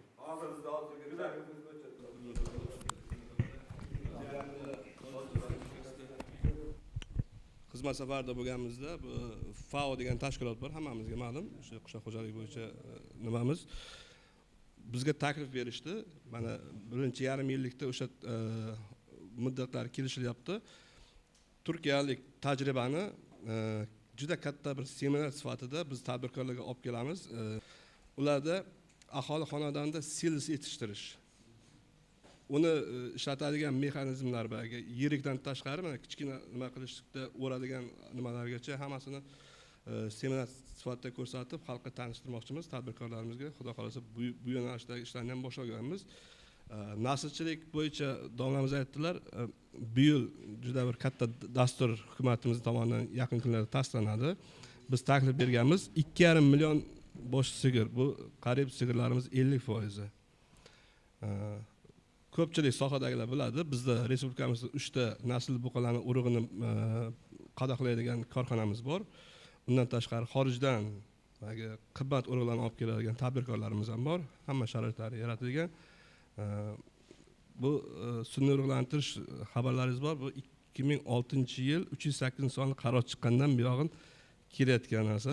To'g'ri, bir kunda yaxshi zotimiz nima bo'lmaydi, lekin etap ishlar amalga oshiriladi. Mana 20 yil bo'ldi-da, shunga bu 308 chiqqan ekan, lekin mana hozir baribir ko'pchilikda bundan xabardorlik darajasi pastligini ko'ryapmiz. Chunki mana hozir olimlarimizning tahlillari ham shu narsani ko'rsatyapti. Sun'iy urug'lantirish qanchalik darajada muhim. Endi boya yuqorida bitta so'zni ta'kidladilarki, hamma manfaat masalan bu tadbirkorlikda, o'zi umuman chorvador, fermerlikda hammasida birinchi o'rindagi manfaat foyda olishda. Foyda olishi bizni uni tushuntirib berishimiz kerak. Tadbirkorlik foyda olishga qaratilgan yo'nalishda bu narsani biza to'g'ri tushuntirib yetkazib berishimiz kerak. Endi qachonki men fikrim shunaqaki, o'zi umuman tahlillarimiz shuni ko'rsatadiki, agar jamiyatda talab bo'lsa, taklif ham rivojlanaveradi. Taklif bo'lib turib, bunga talab bo'lmaydigan bo'lsa, faqat narx tushib ketadi yoki natija kamayib ketib qoladi. Shu uchun biz buni ko'proq o'sha ijobiy jihatlarni ham yetkazishimiz kerak. Keyin boya yuqorida samaradorligini xalqqa tushuntirish maqsadida, masalan, shu bugungi kunda Toshkentda ikkita tumanda, ikkita joyda seminar. To'g'ri, endi seminar o'tkazgan yaxshi. Endi buni alohida mana Instagram bor, Telegram bor, alohida bizani shunaqa chorvador blogerlarimizni ham faoliyatini o'zim ham ko'p kuzataman. O'zim ham bu sohaga qiziqqanligim uchun juda yaxshi tajribalarni aytadi. Qanaqangi o'sha dorini beradigan bo'lsa, u o'sha nimasi ishtahasi yaxshi bo'ladi yoki bo'lmasa uni semirishiga qanaqa oziqa berish kerak, o'sha ratsionlarni hammasini alohida ularni tartiblari bor ekan. Mana hozir yuqorida 800 gram haqida gapirdingiz. Meni nimam bo'yicha, men o'sha sohadagi mutaxassislar bilan bu kursga tayyorgarlik ko'rayotgan paytda agar to'g'ri ratsion bilan naslli chorvani agar boqadigan bo'lsa, ratsionga amal qiladigan bo'lsa, bir kunda 3 kilogacha tirik vazn qo'shish mumkin degan tahlillarni aytishdi. Shu bor narsami? 3 kilogacha qo'shish mumkinligi? 3 kilo yo'q, bu tirik vazn haqida gapga ketyapti. Yo'q, chorva zotiga qarab, ya'ni bu yerda o'sha go'sht yo'nalishi bo'yicha endi dunyoda o'sha mashhur masalan Aberdeen Angus deymiz yoki masalan Hereford, sanatdagi mana shunday zotlar o'rtacha bular aytiladi 1 kilo 200 grammgacha, ya'ni 6 oylik yoshiga qadar. Baribir yosh o'tgandan keyin baribir buning kunlik o'sishi biroz tushadi. Lekin 3 kilogacha demak semiradi degan ochiq men ma'lumot eshitmaganman. To'g'ri, bu qandaydir hozir aytdingiz, mana blogerlar hozirgi kunda shuni gap keldi, aytib o'tishim kerak. Har xil nimalar, dorilarni, nimalarni chiqyapti, berib semirtiryapti, qandaydir bir gormonlarni qo'llab, lekin buni semirtirish ham mumkindir. No, lekin bu gormon bilasizlar, bu asosiy nima? Bu zarar. Ya'ni inson organizmi uchun u gormon semirtiradigan gormon u chorvaga qo'llagandan keyin uni go'shtini iste'mol qilgan odamga xohlaysizmi, xohlamaysizmi, baribir o'tadi. Nimani ko'p yeymiz, ko'chada shashlikni ko'p yeymiz. Hozirgi kunda mana yoshlarimizni ham ko'p semirib ketishining oqibatida mana shunday gormon qo'llanilgan go'shtdan yeyapti. Ya'ni bu qanday? Fast foodlar, lavash deymiz, gamburger deymiz. Bular baribir nima singalik pishmaydi. Qaynagan singalik pishmaydi. Va o'sha gormonlar ma'lum miqdorda o'sha go'shtning tarkibida saqlanib qoladi. Va o'sha go'shtni iste'mol qilingandan keyin o'sha semirtiruvchi chorvaga qo'llanilgan gormon inson organizmiga ham o'tadi. Bu nafaqat semirtirish bilan birgalikda, ya'ni hozirgi kunda mana juda ko'plab onkologik kasalliklarda buning birinchi udari bu, ya'ni onkologik kasallikni qo'zg'atib yuboradi. Endi buning albatta shu nima o'sha chorva blogerlariga ham shuni iltimos qilgan bo'lardik. Imkon qadar bu o'sha gormonlarni mana fermerlarimiz ham turibdi. Bu gormonlardan demak biz qo'llashni, qoramolni oziqlantirishda tavsiya etmaymiz. Karim aka shu joyda bitta yana savol paydo bo'lib qoldi-da, agar mana bizda keyingi yillarda o'zimiz yetishtirgan go'shtdan ko'ra chet davlatlardan kelgan go'shtlar ko'p bo'lyapti-da. Masalan, ham arzon bo'lyapti. O'shalar mana bugun shu e'lon qilib saytlarda aytyapti, 65 ming, 70 ming so'mdan mana qancha bo'lsa bor deyapti-da, muzlatilgan go'shtni reklama qilyapti. O'shalarda siz aytgan gormonlar yo boshqalarni qanday bilish mumkin? Bu ishlatilyapti-ku bugun.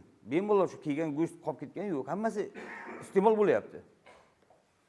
To'g'ri, aholida siz aytgan gormonlar kam ishlatilishi mumkin. Aholini o'zi uncha ishlatmaydi-da, o'zi iste'mol qilaman deydi yoki sutidan yo boshqadan. Ular ko'p ishlatmasligi mumkin. Lekin chorva komplekslar boqayotgan katta-katta yirik mollarni bular veterinariya tomonidan ular emlanib, dorilanib turadi. To'g'rimi, ko'pincha. Bularda bo'lishi mumkin. Lekin shu import bo'lib kelayotgan go'shtlarda shu narsani qanday To'g'ri, bu emlash nimalar boshqa, bu garmon boshqa. Bu garmon degani bu, ya'ni semirtiruvchi, shunda, qo'shimcha ular- nima privat. ularni Bu go'shtida. chetdan kelayotgan go'shtlar, bu albatta bu respublika, demak, karantin xizmatlari, bojxona nimalarida albatta bular tekshiruvdan o'tadi. Bular barchasi demak bu sifatli bo'lgandan keyin bizni xalqimizga bu to'g'ridan-to'g'ri hech qachon kirib kelmaydi.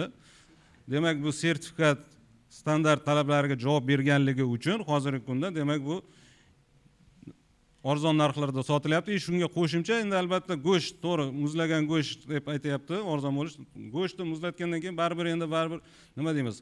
Ozgina kimyoviy tarkibi, xususiyati, o'zining nimasini yo'qotgandan keyin baribir sal yangi so'yilgan molning go'shtiga nisbatan sal arzonroq bo'lganligi uchun bizda o'sha farqi.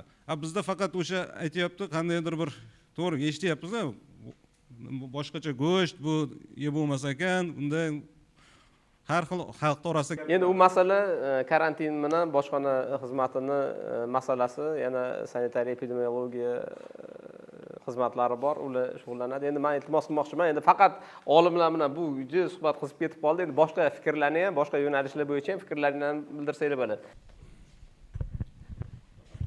Assalomu alaykum. Meni ismim Sherzod, familiyam Yo'ldoshev, Toshkent viloyat veterinariya boshqarmasidaman. Mana oddiy Yangiyo'l tuman misolida qilib aytadigan bo'lsak, tumanda hozirgi kunda 54 ta, 56 ta даже chorvachilik komplekslari bor. Mana oddiy statistika hisobotlarini ko'radigan bo'lsak, Yangiyo'l tumani 4-chorak yakuni bilan 43 ming tonna go'sht berdi. Mamlakatimizga 85 ming litr sut berdi. Mol bosh soni 76 mingtadan oshdi. Endi hozir bu narsa ko'rsatkichlarimiz ko'tarilyapti, yaxshilanyapti. Hozirgi kunda mana chetdan mol kiryapti deyapmiz, chetdan go'sht kiryapti deyapmiz. Bizda asosiy masalamizni negizi qolyapti-da, muammoning negizi kadr masalasi. Hozir ushbu shuncha 76 mingta molga 24 ta xodim qarash kerak. U molda bitta turdagi kasallik emas, eng kamida 5 xil turdagi kasallikka emlash kerak. To'yis har bitta molga 5 martadan borib emlama chora-tadbirlarni qilish kerak. U bitta mutaxassisning o'zi. Undan tashqari u molni sun'iy urug'lantirish ham bor. Undan tashqari ushbu mahsulotni ishlab chiqarayotgan mahsulotning sifatini nazorat qilish ham bor. Bu 24 ta xodimni bo'ynida qolib ketyapti. Oddiy misol uchun sanitariya epidemiologiya osoyishtalik markazini xodimlarini tuman miqyosida ko'radigan bo'lsak, 60 ta xodimi bor. Ular umumiy nazorat, jamoat ovqatlanish joylarida sifat nazoratini amalga oshiradi, to'g'ri, kasalxonalarni nazorat qiladi, ularniki nazorat. To'g'ridan to'g'ri ishlab chiqarishga bog'liq bo'lgan, to'y veterinariyaning negizi poydevori bo'lgan uchastkadagi xodimlarni birinchidan oylik ish haqqi kamlik qilyapti. 3 million, 4 million oylik oladi. Shunday holat bo'lyapti. Bizda misol uchun Moskvada magistraturani bitirib kelgan magistr mutaxassis veterinar vrach kelyapti-da, mana shunaqa joyda mana shunaqa ish bor, mana shunaqa ishlaysan davlat ishida desak, oylik qancha berasan deyapti. Biz unga aytyapmiz, 5 million so'm oylik beramiz deyapti. Men aytyapti, men shuncha yil magistraturada o'qib keldim-ku, men 5 million so'm oylikka ishlamayman deyapti. Masala tushunarli, u mana savol aniq. Mutaxassislarning yetishmasligi masalasi birinchisi, ikkinchi ularning ijtimoiy sharoiti bilan bog'liq bo'lgan masalalarni savol tushunarli. Yana qo'shimcha hozir yana shunga qo'shimcha qilmoqchiman. Nimaga?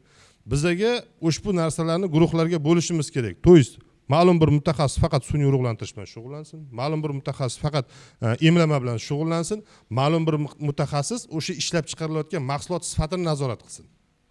Hozir bitta mutaxassis hammasini o'ziga bo'yniga olgan. Buni mutaxassis bilan mutaxassisning ta'minoti, ularni yo'naltirish, ularning ijtimoiy sharoiti bilan bog'liq bo'lgan masalalar tushunarli. O'zi umuman olganda biz hozir davlat idoralarining muammosi haqida emas, biz hozir naborot tadbirkorlarimizni, fermerlarimizni muammosi haqida gaplashishimiz. Buni xususiy sektorga bersa bo'lmaydimi? Xususiy beradi, bo'lyapti. Xususiy sektorga bersa, mana xususiy veterinariya ochsa misol uchun, o'sha odam pulli qilib qilsa bo'ldi u. Pulli xizmat qilinadi, bo'ldi. Bu narsaga qonunda cheklangan joyi bormi? Xususiy veterinariya xizmati bo'yicha qonunchilikda taqiqlangan joy yo'q. Tadbirkorlik qilish mumkin, mutaxassis bo'lish kerak.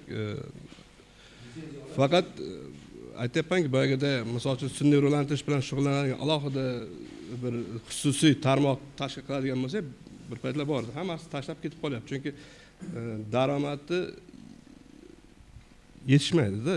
o'shaning uchun bular ketishyaptiki, bu hamma nagruska hozir paytda mana shu tuman veterinariya bo'limlarining bo'ynida qolyapti. Bu respublika miqyosida byudjet tashkilot hisoblangani uchun shtat masalasi o'zingizga ma'lum. Endi bu masalada baribir boyagi Qahramon aka aytgan masalaga borib taqalar ekan. Endi agar manfaatdorlik, agar daromad ko'rish yuqori bo'lsa, bu haqiqiy yuqori qiymatga ega bo'lgan biznes bo'ladigan bo'lsa, bu albatta demak xususiy sektor ishiga ham nima bor? Talab ham oshaveradi, ertaga bu yo'nalish yanada rivojlanaveradi. Endi yana qolgan masalalarimizda ozuqa mahsulotlarini narxini qimmatligi bilan bog'liq bo'lgan masalalarga to'xtalsak, ozuqa mahsulotlari masalan silosi yoki yem, kunjara o'sha mahsulotlarning narxlari bo'yicha. Endi men yana iltimos qilaman, qolgan nimalar ham bunga fikr bildiringlar fermerlarimiz. Bormi fikrlaringiz? Hozir faqat bu davlat idoralari faqat biza o'tirib gapiramiz. Marhamat. Mikrofon. Marhamat, bu erkin suhbat. Если правильный килокалорий на правильный, например, вес, если быка делать, тезрок вес овощи bo'ladi, чем нежели перекормdan ko'ra. Перекорм, потому что ЖКТ, опять-таки, желудочный трактиga ziyoni tegadi, o'shaning hisobiga u него переваривание не проходит и как бы o'tib ketadi. Bu narsa ichidan chiqib ketadi и bu narsa besiga bermaydi. To'xtasak, o'sha, например, boyagi aytaylik, например, o'sha angusskiy buqalarimiz, например, O'zbekistonda самый популярный buqalarimiz ежедневно 1,5 kg весgacha правильный ration bilan qilsa bo'ladi. Опять-таки, как? Bu narsa, например, опять-таки, если кальций, to'g'ri kalsiy berilsa kuniga miqdoriga, to'g'ri soda berilsa, потому что bu soda buqaga soda to'g'ri berish kerak bo'ladi bu narsa.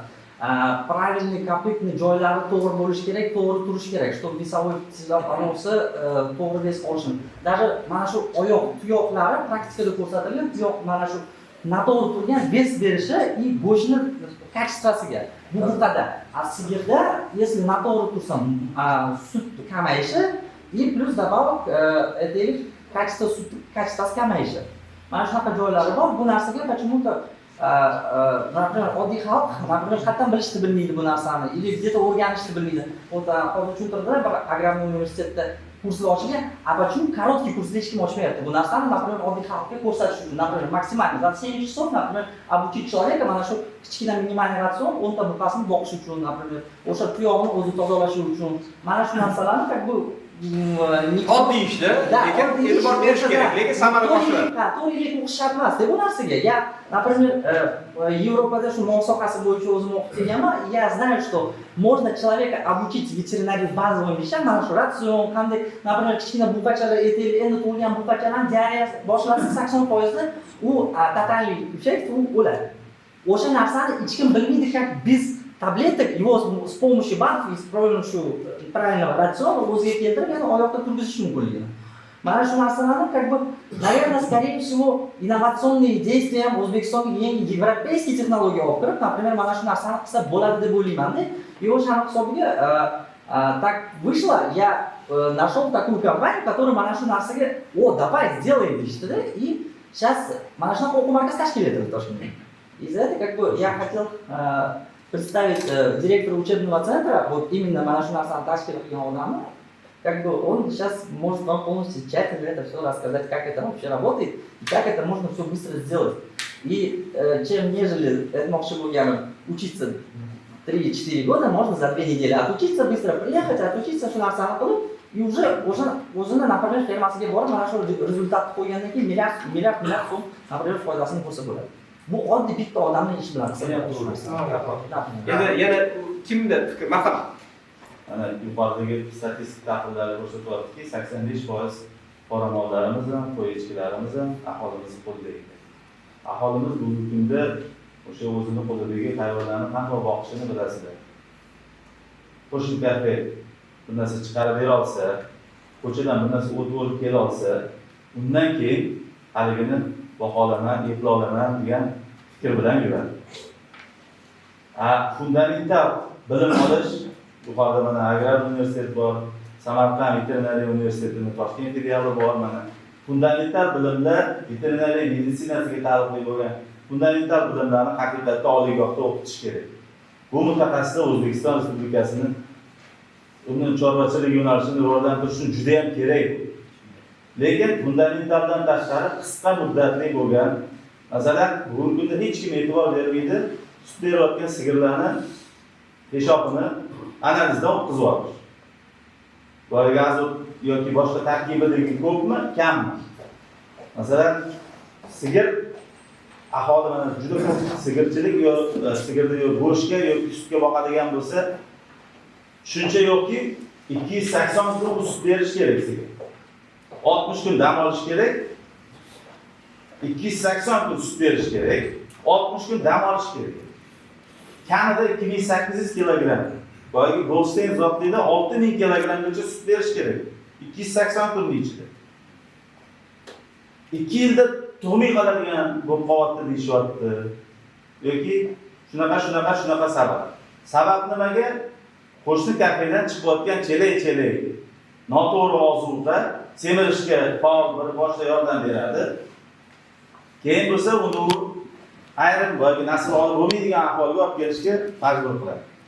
Keyin yana qassobga borgandan keyin uni razdelka qilganda har doim ko'rishadi. Nima bilan boqqansiz deb hayron bo'ladi. U ham foydali emas. Aytmoqchi bo'lganim, o'quv markazida biz aynan o'sha qoramollarni yetishtirish, sutni qayta ishlash, chuqur qayta ishlash.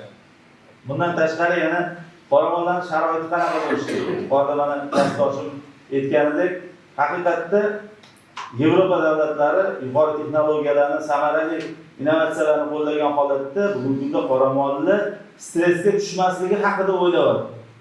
Biza hali qanaqa ozuqa berishimiz haqida o'ylasak, ular stressga tushmasin. Biz ozuqasini berganimizda 1 kilo 200 semirishini, 280 kun sut berishini, 13 oyda o'zida nasl berib, sog'lom buzoqcha tug'ilishini ular o'zi eplab bo'lgan.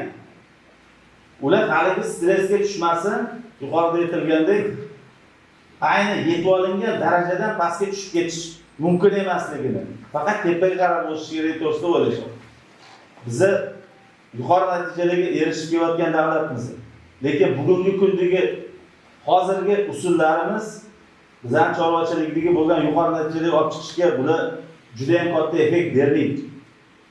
Biza yangi innovatsion o'sha bundan ham samaraliroq usullarni qiladigan bo'lsak, yuqorida aytilgandek, aynan ozuqani ishlab chiqish bo'yicha, ularni laboratoriya tahlilidan o'tkazish bo'yicha samarali bo'lgan yechimlarni qisqa kurslar orqali o'sha 85%dagi qoramolchilik bilan shug'ullanayotgan oilalarga o'sha bilimlarni yetkazish. Fermerlar uchun o'sha agar o'zinglarni mutaxassislaringlarni o'qitish xohlasanglar, sut o'zib turib Instagramda yoki internetda sut o'zib turib qidiruvga bersanglar, biz to'g'rimizda ma'lumot chiqadi. Men o'zimning kontaktlarimni beraman. Nima qanaqa mutaxassislik kerak bo'lsa, o'sha mutaxassislik bo'yicha bir qancha yo'nalishlar bo'yicha o'qish tashkil qilinyapti. Hozir tuyoqchilik tayyor, qoramolchilikni qandoq parvarishlash bo'yicha oddiygina normalardan boshlab nima bo'lishi kerakligi, nima bersa bo'ladi, nima bersa bo'lmaydi. Shu haqida kurslar bor. Marhamat, murojaat qilsanglar, birgalikda ishlaymiz. Shu yurt bizaniki. Rahmat. Hozir bu masala bo'yicha juda ham yaxshi. Endi hozir davlat idorasiga baribir suyanib qolish menimcha to'g'ri yo'l emas. Bu yo'nalishda xususiy sektorni ham, xususiy o'sha ilm beradigan o'sha o'quv markazlarini faoliyatini ham rivojlantirish juda ham muhim. Endi Abshokir aka, endi agar shu tashkilot bilan hamkorlik qilinadigan bo'lsa, agar mana sizga bir taklif, endi fermerlar kengashi bilan birga o'tiring. Fermerlar kengashi bilan birga agar bu loyihangizni agar birga ishlaydigan bo'lsanglar, masalan, fermerlar kengashi fermerlar bilan sizlarni munosabatingizda qanaqadir o'rtada ko'prik vazifasini bajarish mumkin. Keyin mana hurmatli prezidentimizni o'tgan yildagi qaror farmonlari bilan dehqon xo'jaligi va tomorqa yer egalari bu kambag'allikni qisqartirish va bandlik vazirligi yo'nalishiga o'tkazib berildi. Bu vazirlik bilan agar ishlanadigan bo'lsa, albatta o'quv markazini faoliyatidan bu samarali tajribani o'rganadigan bizda ehtiyoj juda ham katta. Ehtiyoj juda ham ko'p. Boyaga aytib o'tganimizdek mayda shoxli chorvani miqdori agar 18 million atrofida bo'ladigan bo'lsa, bu 13 million atrofida tomorqalardagi yirik shoxli qoramollarimiz bor. Bularni agar to'g'ri parvarishlash, yuqori samara olish, ko'proq foyda olishga agar o'rgatiladigan bo'lsa, bu juda ham katta O'zbekistonda bu chorvachilik sohasida o'sha go'sht sut mahsulotlari narx-navosini barqarorligiga ham bu juda katta xizmat qiladi. Endi yana qo'shimcha kimda nima masalalar bor, kimda nima fikrlar bor? Qo'rg'ontepa tumanidan Ayub Boricholman. Mana hozir oldimizda aytib o'tdi. Yaylovlarda asosiy yaylov bo'lishidan maqsad suvsizlik bo'lgani uchun shunda tomchilatib sug'orish yoki yomg'irlatib sug'orish taklif qilyapmiz. Bu joyda hozir hamma joylarda yaylovlar ochiq auksion savdolariga chiqqan. Shu savdoga chiqqanda soliq savdoda ishtirok etgandan keyin o'zi sotildi, o'sha soliq to'lovi sifatida fermer o'zi faoliyatni boshlaydi. Shu meni bir iltimosim hukumat tomonidan shu yaylovlarda fermer xo'jaligi 150 million so'mgacha yoki uni gidrogeologiya xulosasiga qarab quduq qazish uchun subsidiya ajratsa, u yerda u fermer asosan sug'orish qo'y, parrandani, molni sug'orish kerak-da. Suv kerak unga. O't o'lan bor, suv yo'qligi uchun yayloq. Shuning uchun agar shuni subsidiyani sug'orishga, quduq qazib olish uchun agar joriy qilinadigan bo'lsa, men uchun soliq to'lovchilar ham ko'payadi, yaxshi bo'ladi. Rahmat. Bu takliflar bizani tahrirlarimizda, hisob-kitoblarimizda bor. Fermerlik kengashi bu bo'yicha alohida o'zi tahlillarni o'tkazib, suhbat o'tkazgan vaqtda bu takliflar bildirildi. Buni tegishli o'sha O'zbekiston Liberal Demokratik partiyasi va fermerlik kengashi bilan birgalikda bu taklifni yanada rivojlantirib, biz hamma jihatlarini hisob-kitob qilib tegishli idoraga takliflarni beramiz. Marhamat. Endi bu yerda bizani o'zimizni yeri kunjara yetmaganda chetdan olib kiriladi asosan 80%. Zernatxod degan mahsulot. Bu tonnada bor. Shunga bir qanaqadir davlat tashkilotlarini, tamoshniyani, qanaqadir preferensiyalar berish kerak. Shu o'sha nalogi ham bor-da, zernatxod. O'shalarga yo'l ochib bersin. Bu bir. Ikkinchisi, mana yaylov to'g'risida gap ketdi. Yaylovni tiklash bitta fermerning qo'lidan kelmaydi uni. Unga yaxshi urug' berishimiz kerak. Suvni yetkazib berishimiz kerak. Bo'lmasa bo'lmaydi. Mana hozir gapirilyapti. Shuni yaylovlarni tiklash davlat qanaqadir nazorat tizimini yuzaga keltirmas ekanmiz, fermerlarga to'g'ridan-to'g'ri yordam beramiz. Uchinchisi, eng keraklisi sermahsul qishloq xo'jaligi mahsuloti, qishloq xo'jaligi chorvasi, parrandasi. Mana misol uchun boshqa mana davlatlarda bo'lib kelamiz, misol uchun Turkiya degan davlat bor, Saudiya degan davlat bor. Birorta mol boqmaydi, birorta echki ham boqmaydi. Nega? Tuyoqush hamma narsani yegachi ularda asosan parrandachilik o'rgatilgan. Shuni fermerlik kengashi o'zini har bir viloyatda o'quv markazlarida o'qitib kelyapti. Tuyoqushchilikdan mana 3 xil mahsulot chiqaryapti Sirdaryo viloyatida. Tuyachilikning eng katta Jizzaxda emas, Sirdaryoda, mana yilqichilikning eng zotlilari Sirdaryoda o'zini oqlayapti shular. Lekin hozir davlat tomonidan ozgina yondashib, shu transport logistikasiga ozgina yordam berilsa, shu zernatxodga ham navbat olyapti-da. Praktik yo'li ko'maryapti Qozog'istonda. O'shani olib kelsak, bizning molimiz to'q bo'lardi-da. Bizning ko'rsatuvimizni, bugungi loyihamizni maqsadi ham shu. Aynan bizning yig'ilganimizni maqsadi ham birga maslahatlashishlik, birga bu yo'nalishda suhbatlashishlik deganimizni maqsadi ham shu. Endi boyagi tuxumni narxini juda to'g'ri aytdingiz. Mana masalan 5 yil, 6 yil oldin qaraydigan bo'lsa, o'sha 1000 so'm atrofida, 1,5 ming, ba'zi o'sha nimasiga qarab 200 so'm, 300 so'm atrofida tebranadi. Bu juda ham barqaror ushlandi bu yo'nalish. Endi tovuq go'shti masalasi ham xuddi shunaqa. Bir xil. Nima uchun? Chunki bu yo'nalishda ikkalasida ham baliq yetishtirishda, mana boya yuqorida aytdim, baliqda keskin oshish bor. Mana baliqnikini men hozir aytib beraman, yana qaytish bo'lsa ham aytib beraman. 83 ming tonnadan 206 ming tonnaga oshgan. Bu 2,5 karraga baliq ko'paygan. Endi parrandada 71 mingdan 118 mingga chiqqan. Endi bu o'zgarishlarning o'zi 166% ga o'sish. Bu bozorga haddan tashqari ko'p bo'lgan. Nima uchun ko'paydi degan savolga javob, bu yo'nalishda haqiqatan imkoniyat ko'paytirib berildi. Haqiqatan bu yo'nalishda manfaati yuqori bo'lishiga erishildi. Keyingi eng muhim narsa bu yo'nalishga o'sha baliqchilik sohasini agar baliqchilarimiz bilan gaplashadigan bo'lsangiz, parrandachilarimiz bilan gaplashadigan bo'lsangiz, ular ilmiy yondashishni boshladi. Ular yuqori hosil olish haqida o'ylashni boshladi.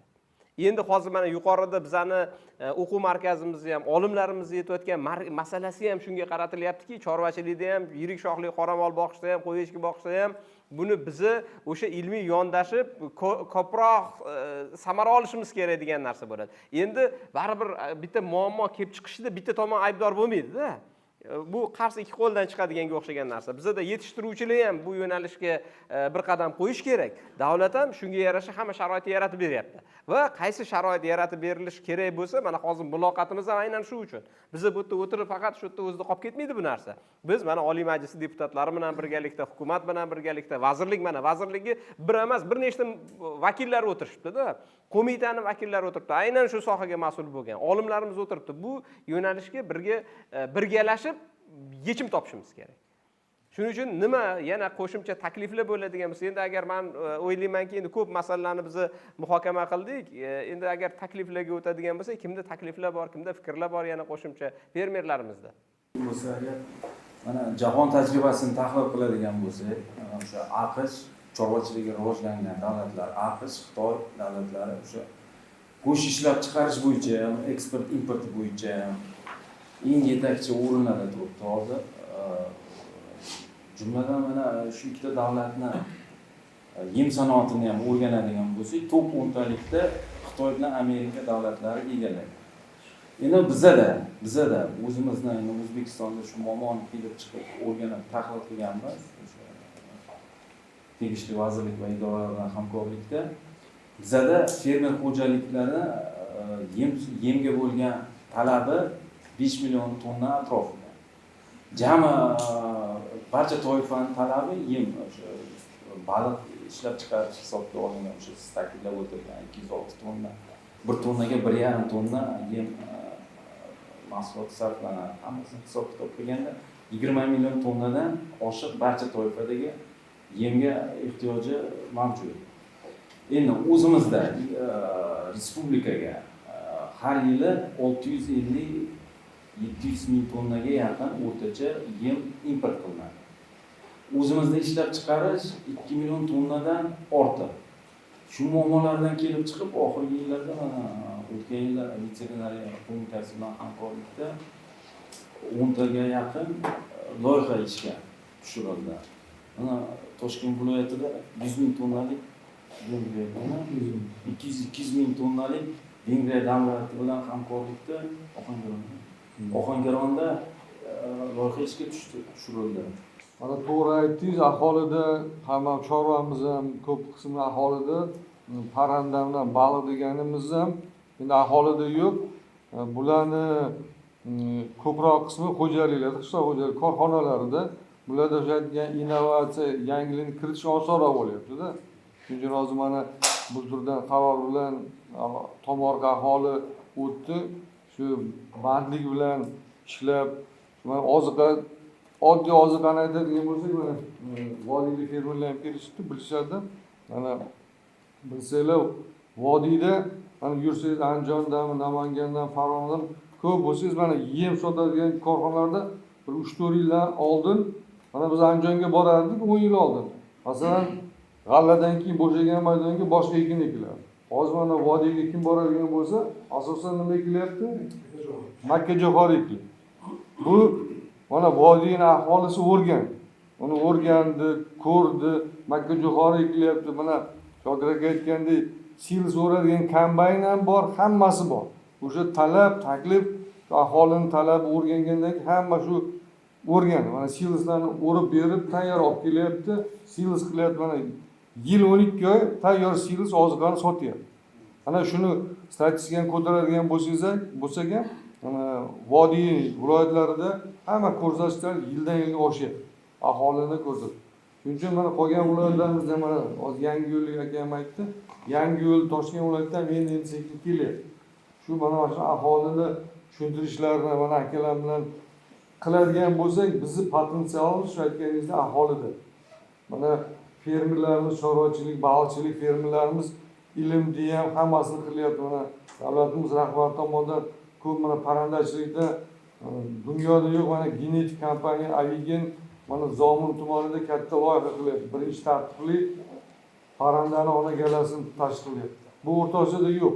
Bu degani уже bizga inkubation tuxum ham kerak bo'lmaydi. Butun O'rta Osiyo, Afg'oniston hammasiga biz tuxum yetkazib beramiz. Mana shunaqa ishlar bo'lyapti. Endi chorva qismimizda to'g'ri kamchiliklarimiz bor. Oldinda mana hozir aytilyapti, yem aholiga shu markazlashgan holda mana Sirdaryo viloyatida bu tur boshlaganmiz. Bitta tuman namunasida oziqa servis markazini tashkil qilib, shu namunasi qilib, aholiga shu servis bo'ladimi, arzon yem mahsulotlarini tayyor xonadonga yetkazib berish masalasi ham mana vazirimiz bu tur ko'targanlar. Shu bo'yicha ishlar ketyapti. Mana Xudo xolasa shu tajribalarni qilib, aholiga xonadonlarga yetkazib beradigan bo'lsak, natijasi yaxshi bo'ladi. Haqiqatdan ham bugungi kunda shu chorva mollarini ko'p qismini aholi yetishtiradi-da. O'sha aholiga yem qismi bilan o'sha zot deydimi, zotini yaxshilab beradigan bo'lsak, o'zidan o'zi yana ko'payib, yana shu arzon holga kelish haligisi bor. Faqat mana shuni tezroq o'zi ishga tushgan hammasi endi shu aholiga imkon darajasida tezlashtirib yetkazib berish ikkalasini ham. Zotda juda katta haligi bor. Endi oldingi eski o'zimizni ota-bobomizni davrida voqilgan mollar o'zi chiqib ketib bo'ldi. Ulardan juda kam qoldi. Aholi keyingi paytlari yerni topshirgandan keyin to'g'risi molni ham sotib yubordi-da. Oldin hamma xonadonda, qishloqda yeri bor edi. 1 gektar, 2 gektar bo'lsa ham yeri bor edi. O'sha yerni yiriklashgandan keyin fermerlarga o'tib yirik fermerlar tashkil etilgandan keyin o'sha mayda yeri bor aholi molini ham sotib yubordi. Ana endi asta-sekinlik bilan yana shu o'sha fermerda ishchisi bo'lib kiryapti yoki yana kelishuv holda yerini qaytarib olyapti. Yana asta-sekinlik bilan chorva mollari ko'payadi aholida. Faqat zotini bo'yna aytganda yaxshi zotlardan qilib berishga biz yordam bersak yaxshi bo'ladi. Yana qo'shimcha Shokir aka mana shu Navkariga aytgan chiqqan qarorimizda ham mana yaxshilik bo'ldi. Mana paxta g'allachilik fermerlarga oldin yo'q edi. Mana siz ko'p tarmoqli fermer dedingiz, paxta g'allachilik fermerlarga molxona qurish imkoniyati yo'q edi. Mana qarorda 20 sotikacha ruxsat berildi. Yengil tipdagi qurish. Buni masalan mana ko'pchilik buni tartibi yo'q dedi. Tuman qishloq xo'jaligiga borib uchrashish qarorni ko'tarsa, mana kadastr bo'limlari shu yerlarni ajratib beradi. Faqat uning ikkita sharti bor. Yerni ajratgandan keyin 60 bosh yirik shoxli yoki 100 bosh mayda shoxli boqish kerak. Agar uni qilmaydigan bo'lsa, u yerdagi noqonuniy qurilmasi bo'ladi, undan chiqib ketadi. Buni yaxshi tomoni mana hozir ko'pchilik fermerlarimiz ham biladi. Fermer o'zini yerida masalan oziqasini ekadigan bo'lsa, mana g'alla topshiradi. Davlatga hozir 2,5 kundan topshiradi, qolgani o'ziniki. O'zini yeri, o'zining texnikasi bor, hamma narsasi bor. U degani mana hozir hamma olimlar ham aytdi, domlalarimiz ham aytdi, chorvani, go'shtni hammasini qimmat, asosiy tan narxi 60% oziqa bilan bog'liq. Agar biz oziqani bir 30% narxini kamaytiradigan bo'lsak, u o'zidan o'zi go'shtni ham, sutni ham, qolgan mahsulotlar narxi tushadi. Mana shu prezidentimizni chorvadorlarga yaratib berilayotgan sharoitlari mana paxta g'allachilik fermerlarga ham ruxsat berildi. Qurib chorvachilikni ham rivojlantirsa, u fermerga ham qo'shimcha daromad. Ikkinchidan, oziq-ovqat xavfsizligi, bozorlarimiz arzon mahsulot bilan ta'minlash imkoniyati yaratib berdi. Yana kimda nima qo'shimcha fikrlar bor? Endi vaqtimiz ham juda cho'zilib ketdi. Keraklidan ko'ra ko'proq muhokama qildik. Agar qo'shimcha kimdadir fikrlar qolib ketgan bo'lsa, yana bitta narsada Baxtiyor. Hozir mana shu chorvachilik xo'jaliklari bor-ku, chorvachilik xo'jaliklari. Shuni hozir aholida 90% deb aytilgan hozir. Endi bizning maqsadimiz mana shu aytgandek boyagi parranda, baliq xo'jaligi rivojlanib ketdi deb aytdi. Chunki u aholida emas, u hali xo'jaliklar deb aytdi. Shuning uchun biz endi bundan buyog'iga shu chorvachilik xo'jaliklarini ko'paytirishimiz kerak va chorvachilik xo'jaliklaridagi mol boshini ko'paytirsak, shundagina boyaga aytgan maqsadga erishamiz ko'proq. Aholiga ham to'g'ri yordam berish kerak aholiga. Lekin chorvachilik xo'jaliklarini rivojlantirmasak, biz boyaga aytgandek kompleks yondasha olmaymiz. Ilmiy yondasha olmaymiz. Boyaga aytgandek dori olib kelib berish, boyaga emlash yoki boshqa qilish, naslini yaxshilash masalasi bo'lmaydi. Shuning uchun biz bundan boyaga doimiy tahlil qilib borishimiz kerak edi. Mana shu chorvachilik xo'jaliklarini sonini, tadbirkorlik subyektlarning sonini va ulardagi qoramollar, o'sha mol bosh sonlarini ko'paytirish chorasini ko'rishimiz kerak. O'sha 90% emas, хотя бы 50 mi, 45 ga 60 mi qilib, o'shani ko'paytirsak, shundagina boyaga intensiv rivojlantirishga erisha olamiz deb o'ylayman men. Rahmat Adham aka, juda ham to'g'ri fikr. Endi hozir mana tahlil o'zi, statistikani o'zi, hisob-kitobni o'zi, raqamlarni o'zi shu narsani ko'rsatyapti. Agar katta hajmda alohida unga shug'ullanadigan xo'jalik bo'lsa, o'sha sohada tannarx tushirishga ham erishiladi, sifat ham oshiriladi, natija ham yuqori bo'ladi. Agar kichkina boya yuqorida o'sha yengil tipdagi dalalarda o'sha molxonalarni tashkil qilish bo'yicha berilgan ruxsatda ham o'sha nimani ham chorva mol bosh sonlariga qo'yilgan talabni ham o'sha ko'proq bo'lganligini boisi ham aynan shunga qaratilgan. Agar ko'proq o'tga investitsiya qilinadigan bo'lsa, ko'proq mol bo'ladigan bo'lsa, fermer baribir ko'proq foyda olish uchun unga alohida e'tibor qaratadi, alohida unga veterinar zootexnik qo'yadi va tegishli tadbirlarni hammasini tizimli amalga oshiradi. Hurmatli ishtirokchilar, bugun mana chorvachilik sohasidagi muammolarni ham mana muhokama qildik.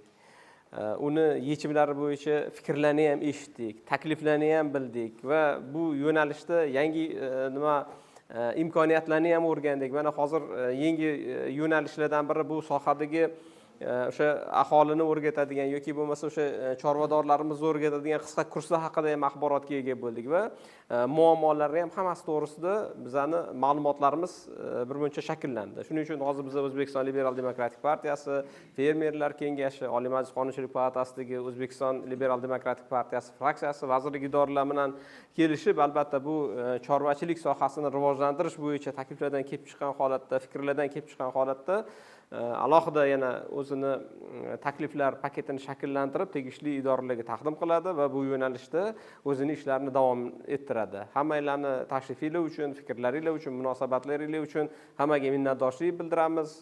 Bu yo'nalishdagi agrar sohani rivojlantirish, oziq-ovqat xavfsizligini ta'minlash bilan bog'liq bo'lgan siyosatni bu targ'iboti nuqtai nazardan yoki buni yanada rivojlantirish nuqtai nazaridan amalga oshiradigan loyihalarimiz davom etadi. Hammanglarning e'tiboringlar uchun rahmat. Salomat bo'linglar. Xush kelibsizlar.